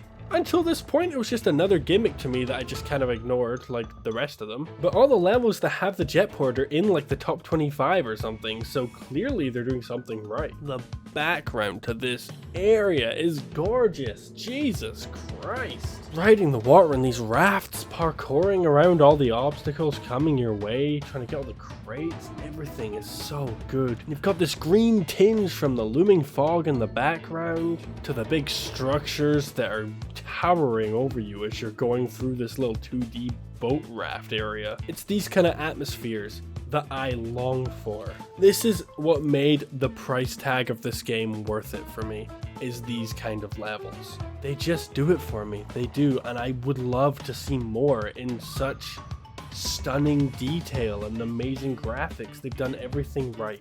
The second part on the jetboard especially feels like Crash 2. They even brought the mines back. And they're shooting cannonballs, and that's kind of like the jet ski levels from Coco in Crash 3. It feels like they put so much love into this level, and it just scratches that part of my brain that makes me want to cry. And if things weren't amazing already, they bring in the best mask in the game to give you some more fun platforming. And after one more amazing jetboard part, there's a series first, something that we've never seen before in a Crash game like this. And that would be a mini boss. There's various points in the level where you can see Lewis, whatever its name, swimming in the background, foreboding the fight you're gonna have with it. Granted, okay, the fight isn't the most exciting thing in the world, it's pretty simple, you just gotta lure the rats into the tentacles. But the fact we've got a boss fight at the end of a level is a brilliant thing that I would quite like to see return, but in great moderation. The fact we only had one in this game was a miracle, and I kinda like it that way. And secondly, we got a boss fight on the jet board. Something I wouldn't have cared about until I recently found out how much I love the jet board. All these things make it quite clear on how much I seem to adore this level. And in my eyes, it rightfully earns the 3rd place spot, but there's still 2 more to go. Coming in at my 2nd favorite level is Orient Express. As kids, me and my sister used to have full-on wars over who got to play this level. This is without a doubt my all-time favorite of the animal riding levels. I'd call it my favorite vehicle level ever. The music is so jovial and it really represents the fun and whimsy of what's happening on your screen. God damn it, you're riding a tiger down the Great Wall of China being chased by dragons. That's awesome. I know people prefer the polar bear levels, and the fact that this has gotten 2nd on my list of favorites was actually a shock to me, but it's just perfect to me. I love it so much. As a kid, I didn't even know you could run in this level until I was a bit older and 100%ed all of them. But finding that out made going for the time trial just so much more enjoyable. Really, as I was putting this together, I kept saying, no, I can't put it that high on the list. And every time I thought that, it just kept on creeping up and up until I realized, yeah, okay, this might actually, I might love it that much. Wow, that's crazy. But we used to have it on repeat. This and Toad Village, obviously. I'm telling you, the first warp room of Crash 3 was goated. But anyway, that does it for Crash 3. And we've got one level left, and it's from Crash 4. If you've been keeping track, you'll know what it is. The number 1 spot on my list of favorite Crash Bandicoot levels goes to Run It By You. I genuinely cannot overstate how gorgeous the environment is in this level. The whole way through, it's always beautiful, and that is just the biggest plus in my books. I also feel kind of stupid because it wasn't until this playthrough, like my 4th one, that I noticed the yellow gem was sitting up there. I feel so stupid, but you know, whatever. So to start this level, you want to ignore the jet board, bounce over some crates, and get to where the obstacles for the jet board actually are. Then when you've done that, you can hop on the jet board and actually start playing the damn level. And this kind of like canal-y sewer area between the houses is peak gorgeousness. This is the pinnacle of how I like these levels designed. It's like someone dove into my brain and was like, okay, what's gonna trigger this guy being a freak? Oh, it's this. Let's make a level on it. When you've made your way through the obstacle course, you gotta head back over the crates to grab another crate that's hiding up on the obstacles. Easy to miss, but you know, not for a pro like this guy. When you make your way back, you head over to these rafts that are laying on top of the swamp. Genuinely, I could sit and gush about every little bit of platforming in this level because of just how it looks. And everything used to connect these little bits together, it's just amazing. And like, I have to admit, the level isn't that difficult, you know, I way prefer challenge when it comes to stuff like this. But for this one level is my big exception. This is just where the gorgeousness and spectacle of everything combined manifests itself into this perfect level. Great for me. You know, there was a point in my childhood where I hated swamp levels. Swamp settings sucked. And then I transitioned into loving them. I now adore the swamp setting. I don't know when that happened. Eventually you get back on another jet board, and this I don't even know what this is called, but I'm sure whatever this is has a specific name. If anyone knows, let me know in the comments, please. This tiered waterfall system looks so nice, and each one has its own obstacles. The controls of the jet board feel quick, snappy, and responsive. Even though I'm just zooming around like a crackhead right now, just ignore that part though. Even if the level ended there, I'd consider it a masterpiece. But no, there's more. You gotta ride this little food car over the swamp and clear a path for it from the TNT. It may not sound like much, but it leads to some pretty fun platforming, and the visuals are still gorgeous. I know, still! But after that part is where the level reaches its climax. You're on this little pier kind of area, there's a waterfall, it looks gorgeous, and you can stare down this aqua blue stream, all man-made, and look at the houses all over the place. The one issue, of course, is you gotta kill yourself if you're going for all the boxes and you miss one, as I unfortunately have to do. And I do have to be kind of critical here. Going for all the crates does kind of ruin the flow of this majestic area. But when you're zooming through it in a casual playthrough, oh my god, it's just such a spectacle to behold. Definitely one of my favorite platforming set pieces of all time. Probably very high in the Crash books. As you make your way down the swampy path, you dodge mines, dodge nitros, dodge these weird gremlin guys with wings shooting you for some reason. Even Freak Crash shows up, and he's a freak! But unfortunately, this gorgeous masterpiece of a level has to come to an end at some point. As you reach the bottom of the waterfall, you've got a small bit of respite before you go into the next level, where you can grab a couple boxes and park up on the pier. If it's not obvious, I've been recording these lines for about 11 hours straight. I'm so tired. But that concludes my favorite level and the entire list of ranking every Crash Bandicoot level from worst to best in my opinion. Thank you all so much for watching. I really do appreciate it, especially if you watched the entire thing. Thank you so much.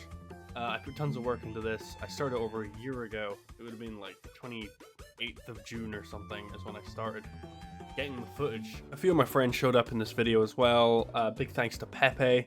He helped me take notes throughout the entire recording process. Evan stopped in a couple times. You would have heard him in a clip or two. Jage helped me get footage. Link to his channel is in the description.